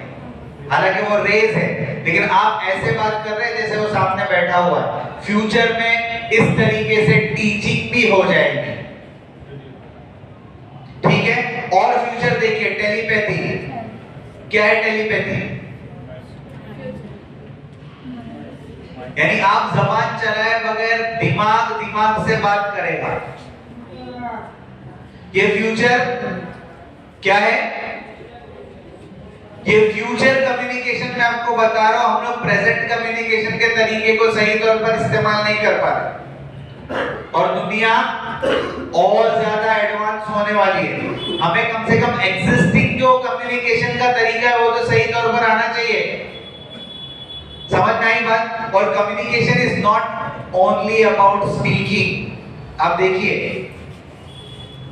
7% वर्ड्स, 38% पैरालिंग्विस्टिक एंड 55% आपका बॉडी लैंग्वेज इफेक्ट करता है कम्युनिकेशन में। ये सब चीजें साथ में होगी तब आपका कम्युनिकेशन इफेक्टिव होगा। आपका बॉडी लैंग्वेज में आप बात इस तरीके से खड़े खड़े कर रहे हैं कि सामने वाला आपकी बॉडी लैंग्वेज को महसूस नहीं कर पा रहे, बच्चे आपके बॉडी लैंग्वेज को महसूस नहीं कर पा रहे। आपकी टोनैलिटी कैसी है, कहां पर आपको बात ऊपर चढ़ानी है, कहां पर नीचे उतारनी है, कौन सी चीज को इफेक्टिवनेस बताने के लिए आपको जोर से बोलना है, कौन सी चीजें आहिस्ता बोलनी है, ये पैरालिंग्विस्टिक है, ये सब चीजें मैटर करती है communication. Are you getting the point? और भी कम्युनिकेशन के बारे में बहुत सारी चीजें देखिए, types of communication, formal, informal, interpersonal, non verbal. फिर नीचे देखिए फॉर्मल के दो हिस्से, हॉरिजॉन्टल, वर्टिकल, तीन हिस्से डायगोनल, ओरल, रिटन, ये सब चीजें टाइप्स ऑफ कम्युनिकेशन और तरीके से समझाया गया है। टाइप्स ऑफ कम्युनिकेशन और तरीके से समझाया गया है। Are you getting the point? ये सिर्फ मैं कम्युनिकेशन आपको बता रहा हूं। तो हमें कम्युनिकेशन की फील्ड में महारत हासिल करनी पड़ेगी, तब जाकर काम होगा, नहीं तो काम हमारा नहीं होगा। कम्युनिकेशन के बारे में बहुत सारी चीजें, लेकिन आपसे रिलेटेड, टीचर से रिलेटेड जो चीजें थी, मेन चीजें, वो मैंने आपको बता दी एग्जाम्पल के जरिए से। अब आइए हम लोग आगे जाने से पहले एक और टॉपिक कवर करना मैं चाह रहा हूं, लेकिन अब उसको मैं बहुत डेप्थ में समझाने के बजाय आपको एक एक्टिविटी कराता हूं कोलैबोरेशन की। कोलैबोरेशन जानते हैं आप लोग? जी, क्या है कोलैबोरेशन का मतलब? अगर आप एक इंस्टीट्यूशन में काम कर रहे हैं एक दूसरे के साथ, तो आपका कोलैबोरेशन अच्छा होना चाहिए। कितना अच्छा है आपका कोलैबोरेशन?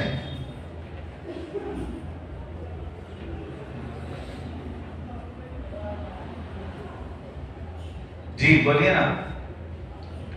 एज अ टीम अगर आप एक इंस्टीट्यूशन में काम कर रहे हैं तो आपका कोलैबोरेशन कितना अच्छा है? चलिए हम लोग एक एक्सरसाइज करते हैं। कितने टीचर्स हैं? 9 टीचर्स के 2 ग्रुप बन जाइए। ये कुर्सियां थोड़ी साइड में करिए। 9 टीचर्स के 2 ग्रुप। आप लोग थोड़े पीछे चले जाइए। एक टीचर एक के सामने बराबर हो।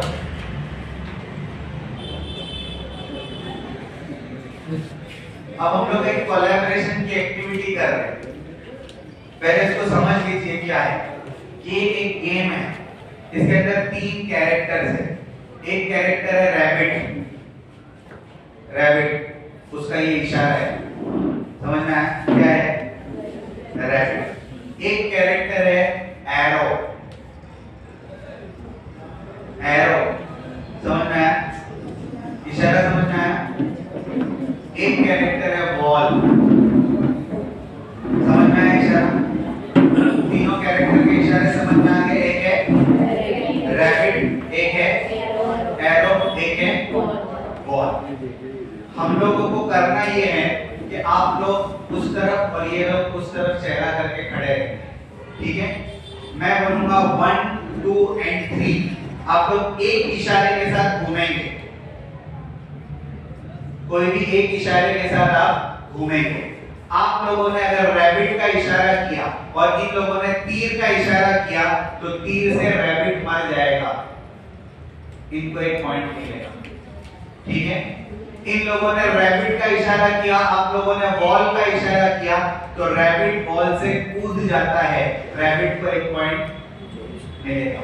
इन लोगों ने बॉल का इशारा किया, इन लोगों ने तीर का इशारा किया, तीर दीवार पे लग के टूट जाता है तो बॉल को पॉइंट मिलेगा।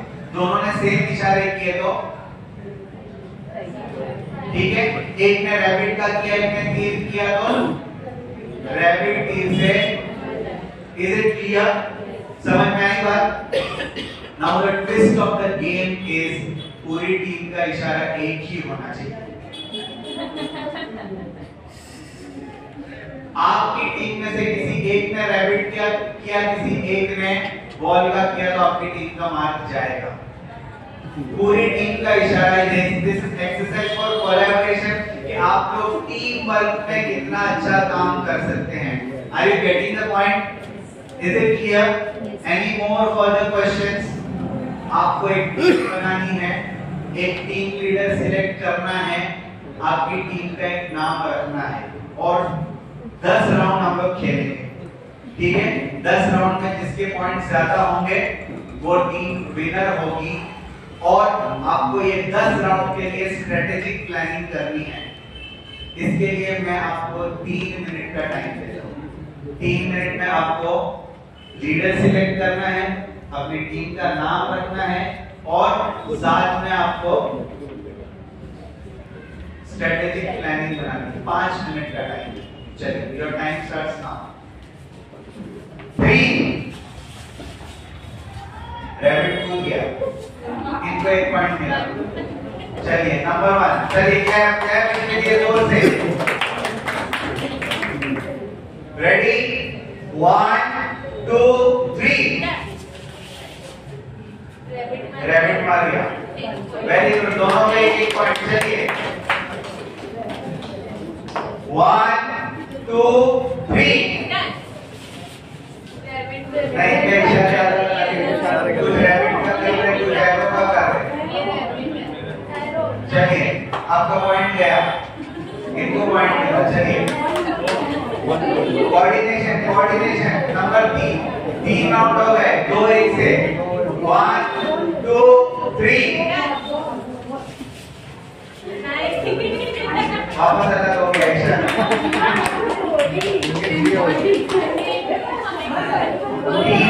तीन एक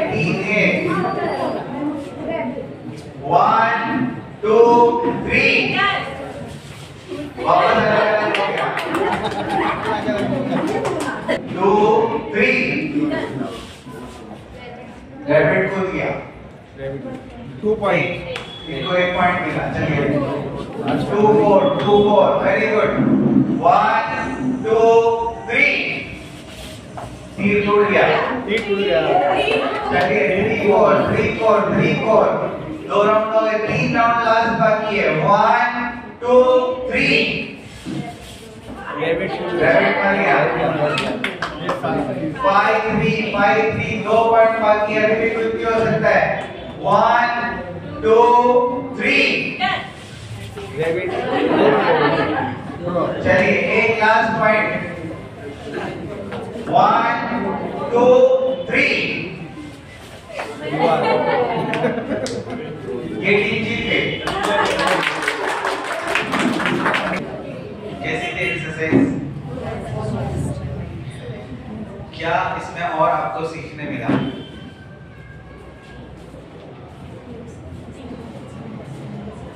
जी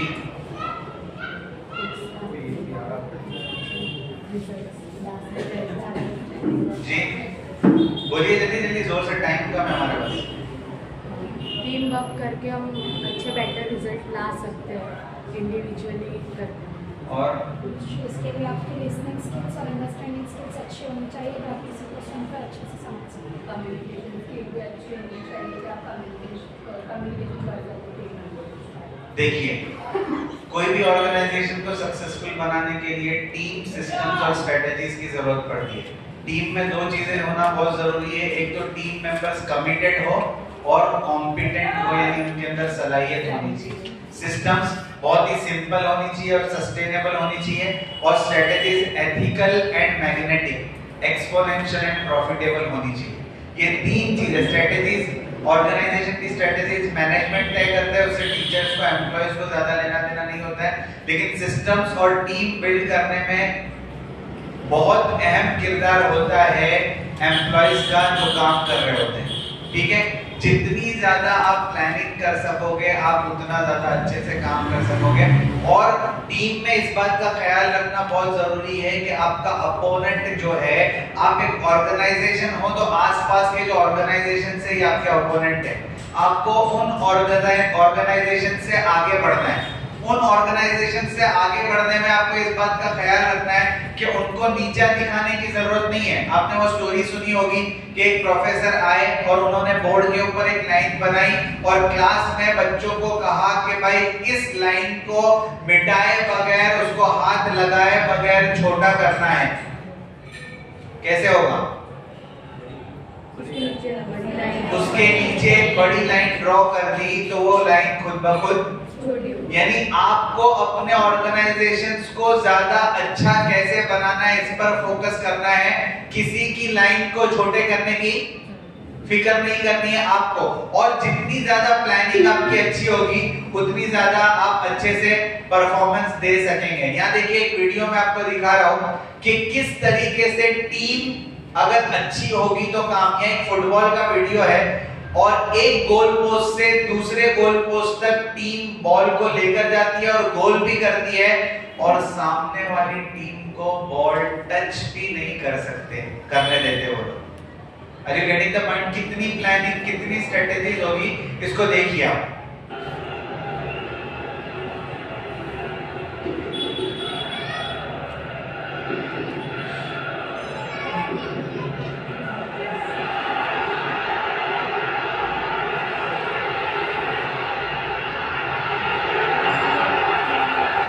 देखा आपने, एक गोल पोस्ट से दूसरे गोल पोस्ट तक सामने वाली टीम को बॉल टच भी नहीं करने दिया।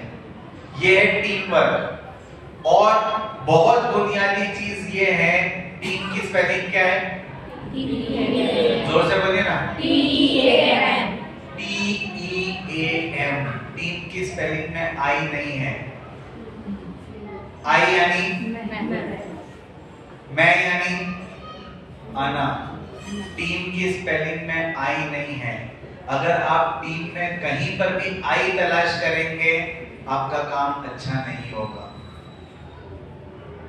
टीम में सिर्फ हम होते हैं, वी होते हैं, आई नहीं होते।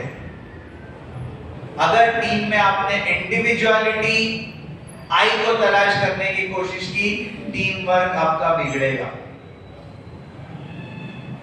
और जब आप विन हो जाओगे, विन की स्पेलिंग क्या है? WIN। जोर से बोलिए ना। WIN। यहाँ पर आई कहाँ है? बीच में। यहाँ पर विन जब हो जाओगे, आई बाय डिफॉल्ट बीच में आ जाएगा। लोगों को पता चल जाएगा किसकी वजह से जीते, आपको बताने की जरूरत नहीं पड़ेगी। Are you getting the point? इसलिए जब भी आप टीम वर्क करो, टीम वर्क में बहुत ज्यादा जरूरी है कि आप आई के ऊपर फोकस ना करो, वी के ऊपर फोकस करो, तब जाकर आप टीम वर्क कर सकेंगे। और इसको जानते हैं क्या है? क्या है? ऑक्यूपाइड। क्या होता है इसके ऊपर? क्या होता है? ठंडी का जब जमाना होता है, बहुत ज्यादा विंटर होता है, बहुत ज्यादा सर्दी का वक्त होता है, तो ये पॉक्यूपाइंस अपने आप को बचाने के लिए एक दूसरे से चिपक जाते हैं ताकि बॉडी हीट की वजह से वो अपनी गर्मी पैदा कर सके और ठंडी से। तो जब ये एक दूसरे से चिपकते होंगे तो क्या होता होगा? इनके बदन पे क्या है? एक दूसरे को लगते होंगे। बोलिए ना। लेकिन अल्लाह ताला ने इस मखलूक को इतनी अकल दी है कि अगर हमको ठंडी में सरवाइव करना है तो एक दूसरे के कांटे को बर्दाश्त करना पड़ेगा। Are you getting the point? हम में से कोई भी आदमी परफेक्ट नहीं है। हर आदमी के ऊपर कुछ ना कुछ कांटा लगा हुआ है। ठीक है, अगर आप टीम वर्क करना चाहते हो तो एक दूसरे के कांटे को नजरअंदाज करना सीखो, उसको इग्नोर करना सीखो। अगर कांटा देखना ही है तो अपना कांटा देखो, दूसरों का नहीं। और इंसानी मिजाज होता है ये दूसरों के कांटों को देखने पर ज़्यादा फोकस करता है, अपने कांटों को। समझ में आ रही है बात? Are you getting the point? Yes. अपने कांटों को देखो, दूसरे कांटों को नहीं देखो। और ये बहुत ही बेहतरीन एग्जाम्पल है, हर जगह मैं अक्सर देता ही रहता हूँ कि अगर आपको टीम वर्क देखना है तो ये स्टोरी आपने देखी होगी। Once upon a time, a turtle and a rabbit had an argument about who was faster. They decided to settle the argument with a race. The turtle and the rabbit both agreed on a route and started off the race. The rabbit shot ahead and ran briskly for some time. Then, seeing he was far ahead of the turtle, he thought he'd sit under a tree for some time and relax before continuing the race. He sat under the tree and soon fell asleep. The turtle, plodding on, overtook him and soon finished the race. Emerging as the undisputed champ, the rabbit woke up and realized that he'd lost the race. The moral of the story is that slow and steady wins the race. This is the version of the story that we've all grown up with. But our version of the story continues. The rabbit was disappointed at losing the race, and he did some thinking. He realized that he'd lost the race only because he had been overconfident, careless, and lax. If he had not taken things for granted, there's no way the turtle could have beaten him. So, he challenged the turtle to another race. The turtle agreed.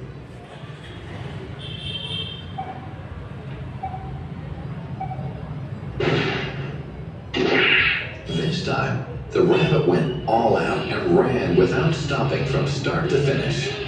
He won by several miles. The moral of the story? Fast and consistent will always beat the slow and steady. It's good to be slow and steady, but it's better to be fast and reliable. But the story doesn't end here. The turtle did some thinking this time and realized that there's no way he can beat the rabbit in a race the way it was currently formatted. He thought for a while and then challenged the rabbit to another race, but on a slightly different route. The rabbit agreed. The turtle and rabbit started off. In keeping with his self-made commitment to be consistently fast, the rabbit took off and ran at top speed until he came to a broad river. The finishing line was a couple of kilometers on the other side of the river. The rabbit sat there, wondering what to do. In the meantime, the turtle trundled along, got into the river, swam to the opposite bank, continued walking, and finished the race. The moral of the story? First, identify your core competency, and then change the playing field to suit your core competency. The story still hasn't ended. The turtle and rabbit by this time had become pretty good friends, and they did some thinking together. Both realized that the last race could have been run much better. So, the turtle and rabbit decided to do the last race again, but to run as a team this time. They started off, and this time, the rabbit carried the turtle till the riverbank. There, the turtle took over and swam across with the rabbit on his back. On the opposite bank, the rabbit again carried the turtle, and they reached the finishing line together. Both the turtle and rabbit felt a greater sense of satisfaction than they felt earlier. The moral of the story? It's good to be individually brilliant and to have strong core competencies, but unless you're able to work in a team and harness each other's core competencies, you'll always perform below par, because there will always be situations in which you'll do poorly and someone else does well. Teamwork is mainly about situational leadership, letting the person with the relevant core competency for a situation take leadership. And that is the end of the story. क्यों story दिखाई मैंने आपको? तो हम लोग क्या team work कर सकते हैं अपना ऑर्गेनाइजेशन में? The main message was you must exchange your core competencies. जो सलाहियत अल्लाह तबारक व तआला ने आपको दी है वो दूसरों तक पहुंचाने की फिक्र करना। और टीम वर्क में ये जरूरी है कि आप सिर्फ बच्चों पर फोकस न करें। अगर आपको अपने ऑर्गेनाइजेशन को, इंस्टीट्यूशन को ग्रो करना है तो आपको इस बात की फिक्र करनी पड़ेगी कि आपके साथ काम करने वाली जो टीचर्स हैं उनके अंदर क्या क्वालिटीज लैक कर रही है और आप उनकी क्वालिटीज को एनहांस करने के लिए उसकी क्या मदद कर सकते हो। किसी की इंग्लिश अच्छी है, किसी की इंग्लिश पुअर है, तो वो अपनी साथी टीचर को इंग्लिश सिखाने के लिए क्या मेहनत कर रही है। किसी का मैथ्स पावरफुल है, किसी का नहीं है। कोई अकाउंट्स फील्ड से है तो वो दूसरे को मैथ्स सिखा सकते हैं। किसी का साइंस अच्छा है, सब्जेक्ट दूसरे का कमजोर है, वो उसको साइंस सिखा सकते हैं। लेकिन हम ये सोचते हैं कि हम यहाँ पर सिखाने के लिए आए हैं, हम किसी से सीख कैसे सकते हैं। Are you getting the point? इसलिए सीखने वाला भी शर्म महसूस न करे और सिखाने वाला भी थोड़ी कुर्बानी दे कि अल्टीमेटली अगर हमें अपने ऑर्गेनाइजेशन को ग्रो करना है तो हमें टीम वर्क करना पड़ेगा। तो कल से क्या क्या करने वाले हम लोग? एक प्लानिंग करके आएंगे और आप प्लानिंग अपने सीनियर्स के साथ या अपने मैम के साथ डिस्कस करेंगे कि हम लोगों को एक दूसरे को अगर हेल्प करना है तो उसके लिए कोलैबोरेशन के साथ कैसे काम करेंगे। इसका इंग्लिश अच्छा देखिए, इसमें ये समझने की कोशिश करिए कि अगर आप किसी लेवल से अपनी साथी टीचर को एक सब्जेक्ट समझाने की कोशिश कर रहे हैं तो बच्चों के मुकाबले में उनको समझाने के लिए आपको अपना लेवल थोड़ा और हाई करना पड़ेगा। तो आप पहले अपने ऊपर मेहनत करेंगे, उसमें आपका पर्सनल ग्रोथ होगा और फिर जब आप उसको सिखाएंगे तो आपको हायर लेवल्स को सिखाने के लिए समझ पैदा होगी आपके अंदर। अरे गेटिंग द पॉइंट? तो अल्टीमेटली फायदा आपका ही है। तो आपको एक कोलैबोरेटिव एक्शन प्लान बनाना है कि हम अपनी साथी टीचर को कैसे प्रिपेयर करेंगे और जिसके अंदर कमी है वो इस बात को सोचे कि मैं अपनी कमी को कैसे दूर करूंगी। तो आप लोग एक हफ्ते का टाइम लीजिए अभी और एक प्लानिंग करिए ठीक तरीके से कि मेरे अंदर क्या कमी है, मैं किससे सीख सकती हूँ और अगर मेरे अंदर कुछ क्वालिटी है तो मैं किसको सिखा सकती हूँ। इसका एक ऑन पेपर प्लान बनाएंगे आप लोग, ठीक है?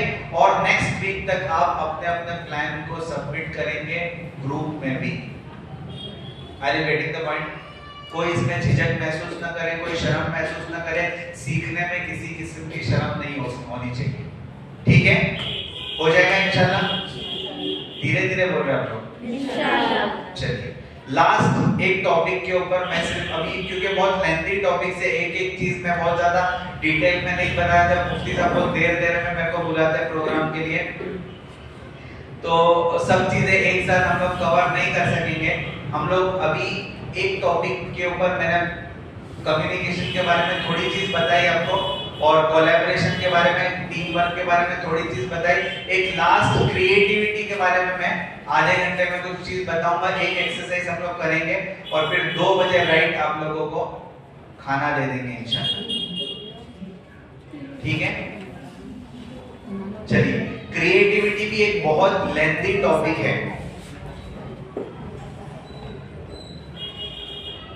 क्या दिख रहा है आपको?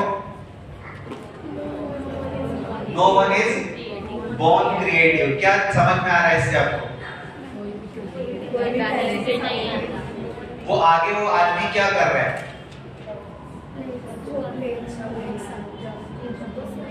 जगल कर रहा है, लेकिन वो पब्लिक को नजर नहीं आ रहा है।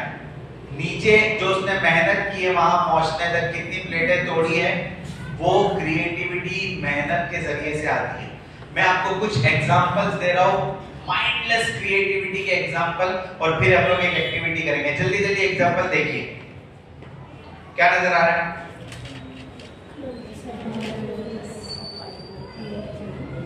बोलो ना जल्दी।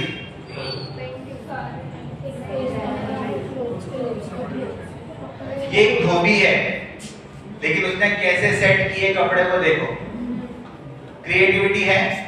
चलिए और देखिए क्रिएटिविटी क्या नजर आ रहा है?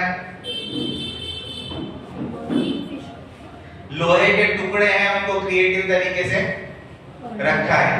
वीडियोस भी है लेकिन अभी टाइम नहीं, हम लोग बाद में देखेंगे। देखिए क्या है क्रिएटिविटी। आपने भी स्टोन्स बहुत सारे पकड़े होंगे, खेले होंगे, फेंके होंगे, लेकिन स्टोन्स को सही तरीके से अरेंज करके कि पूरी फैमिली बनाई है। देखा आपने, एग्जांपल है क्रिएटिविटी का। और देखिए वीडियोस अभी मैं स्किप कर रहा हूं, ये अलग अलग पेड़, ये देखिए धूप से पेंटिंग करता है। अभी टाइम नहीं है, फिर दिखाएंगे। एक लाइन में क्रिएटिविटी देखिए, देखा आपने, एक ही लाइन बनाई है, माँ को भी बनाया, बेटी को भी बनाया, दोनों के ताल्लुक को भी वाज़ेह किया, है क्रिएटिविटी। वाओ बोलिए ना। चलिए और देखिए, देखा आपने, और देखिए ये लोहे के टुकड़ों को सिर्फ अरेंज किया है। और देखिए क्रिएटिविटी, ये एक वीडियो देख लीजिए। चलिए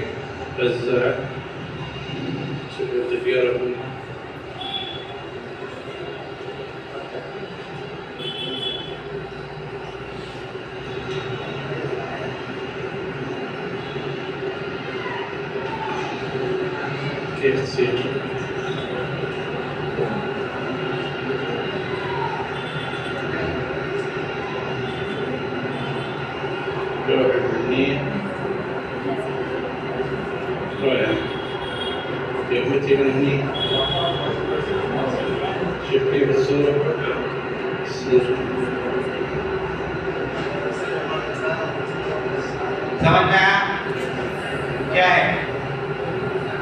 सिर्फ लोहे के टुकड़ों को सेट किया हुआ है। ये देखिए क्रिएटिविटी, पेपर कटिंग है।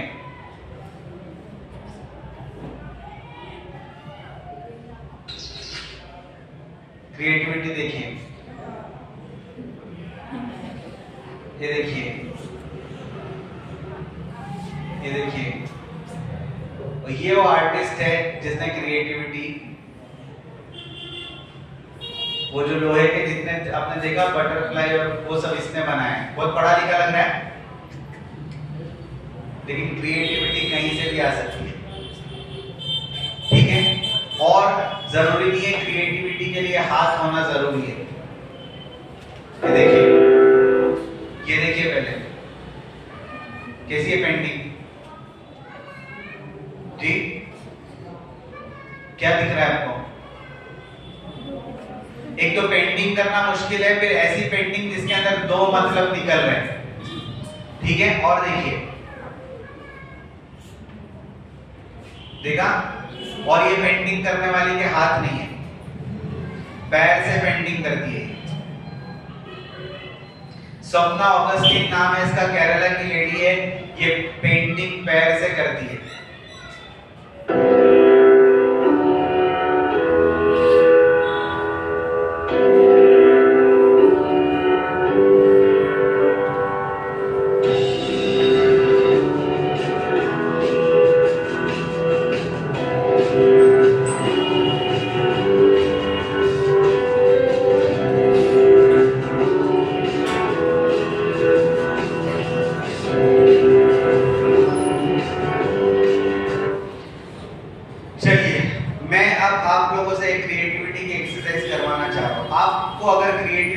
आपके अंदर क्रिएटिविटी होगी तो आप अपने बच्चों के अंदर क्रिएटिविटी पैदा कर सकेंगे। आप अपनी क्रिएटिविटी को एनहांस करने के लिए कहां से शुरुआत कर सकते हैं? From where?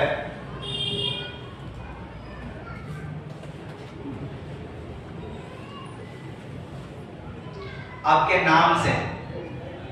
आपके नाम में कुछ क्रिएटिविटी है? एग्जाम्पल देखिए, क्या लिखा है जी? NU, क्या हुआ नाम?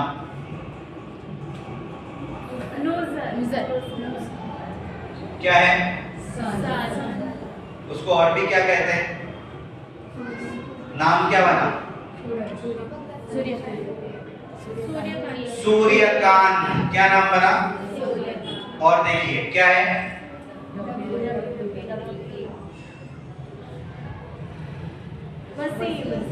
Very good. क्या है?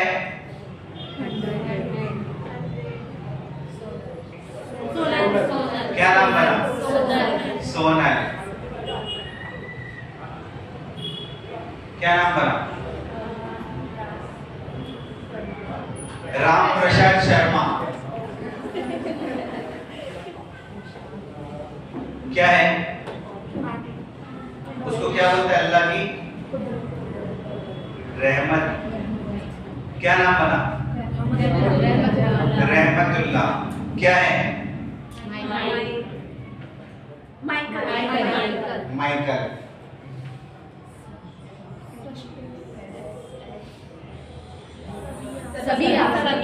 ये मेरी बीवी का नाम है। हा। जब ये एक्सरसाइज हम लोग, ये 1 लाख रुपए का वर्कशॉप मैंने आपको दिया है, समझ में आया आपको? तो इसकी थोड़ी कदर करना, जितना मैंने आपको बताया है ये, ठीक है? और जब ये वर्कशॉप हम लोग कर रहे थे पेड पैसे देके, तब हम लोगों को क्रिएटिविटी, मुझे कहा कि भाई आपको आपके नाम में क्रिएटिविटी बनानी है, निकालनी है, तब मैंने ये बनाया था।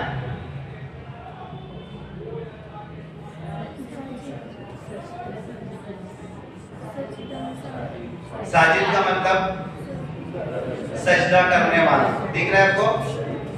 ठीक है, मैंने बहुत तलाश किया कि कुरान और हदीस में इसकी कोई मिसाल मिले, तो बहुत कि ये क्रिएटिविटी की कोई मिसाल कुरान और हदीस में मिल सकती है?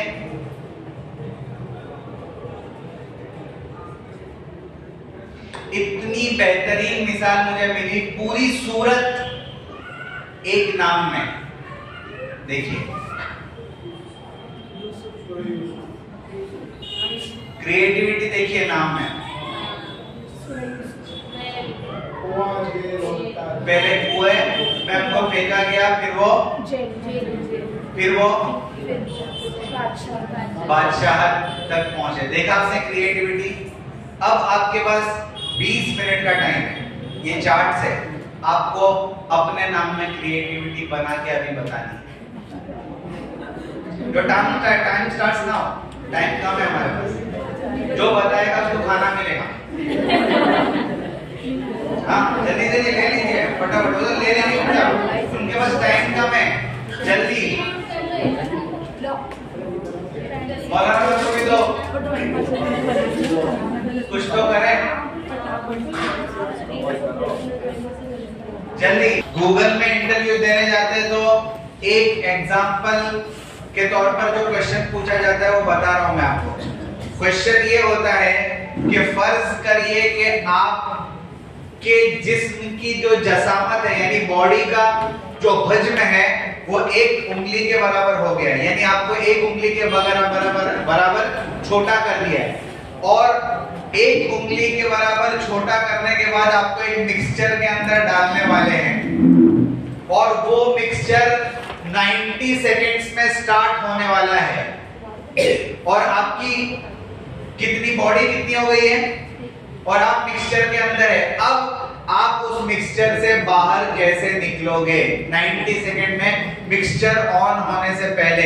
ये गूगल में इंटरव्यू का क्वेश्चन है। यानी रिसोर्सेस आपके पास नहीं है, आपके पास जो लिमिटेड रिसोर्सेस है, वो आपके कपड़े भी हो सकते हैं, वो आपका बेल्ट भी हो सकता है, आपका स्कार्फ भी हो सकता है, आपका दुपट्टा भी हो सकता है, जो भी आपके जिस्म पर है उसको रिसोर्स बनाकर आपको उस मिक्सचर से बाहर निकलना है 90 सेकेंड्स के अंदर। तो creativity is not only about what resources you have and you manage with that resources. आप कम से कम रिसोर्सेज में काम कैसे कर सकते हो, फैसिलिटीज के बगैर काम कैसे कर सकते हो। फ्यूचर में ऐसा वक्त आ गया कि आपको दरख्त के नीचे बैठकर बच्चों को पढ़ाना पड़ा, तो are you capable of it? और अगर दुनिया फिर से बैलगाड़ी के जमाने में चली गई तो एक ही टीचर सब सब्जेक्ट पढ़ा सकती है, are you capable of it? सोचिए इसके ऊपर कि हम फ्यूचर में अपने आप को और ज्यादा कैपेबल कैसे बना सकते हैं। That's all for today's session. Hope you like the session. और जो चीजें आप लोगों को बताई गई है वो आप लोगों को करनी है। अभी जिन लोगों ने काम कर लिया है वो अपना अपना काम बता दे। मैं आखिर में फिर से एक मतलब आप सभी हजरात का शुक्रगुजार हूं कि आप लोगों ने इतनी देर तक मेरी बातों को सुना। उम्मीद है इन बातों को आप अमली जिंदगी में लाएंगे। और मैं सबसे ज्यादा शुक्रगुजार हूं जमीयत उलमा हिंद हजरत मुफ्ती अब्दुल कय्यूम साहब दामत बरकातुहुल आलिया का कि उन्होंने मुझे मौका दिया कि मैं आपके साथ इंटरेक्शन कर सकूं, और जमीयत की पूरी टीम का, उलमा इकराम का जो शॉर्ट नोटिस पर आ गए। अल्लाह तबारक व तआला हमारे आने को, मिलने को, बैठने को, जमा होने को कबूल फरमाए और उम्मत के हक में उसको ज्यादा से ज्यादा नाफे बनाए। जज़ाकल्लाह। अस्सलामु अलैकुम व रहमतुल्लाहि व बरकातुहू।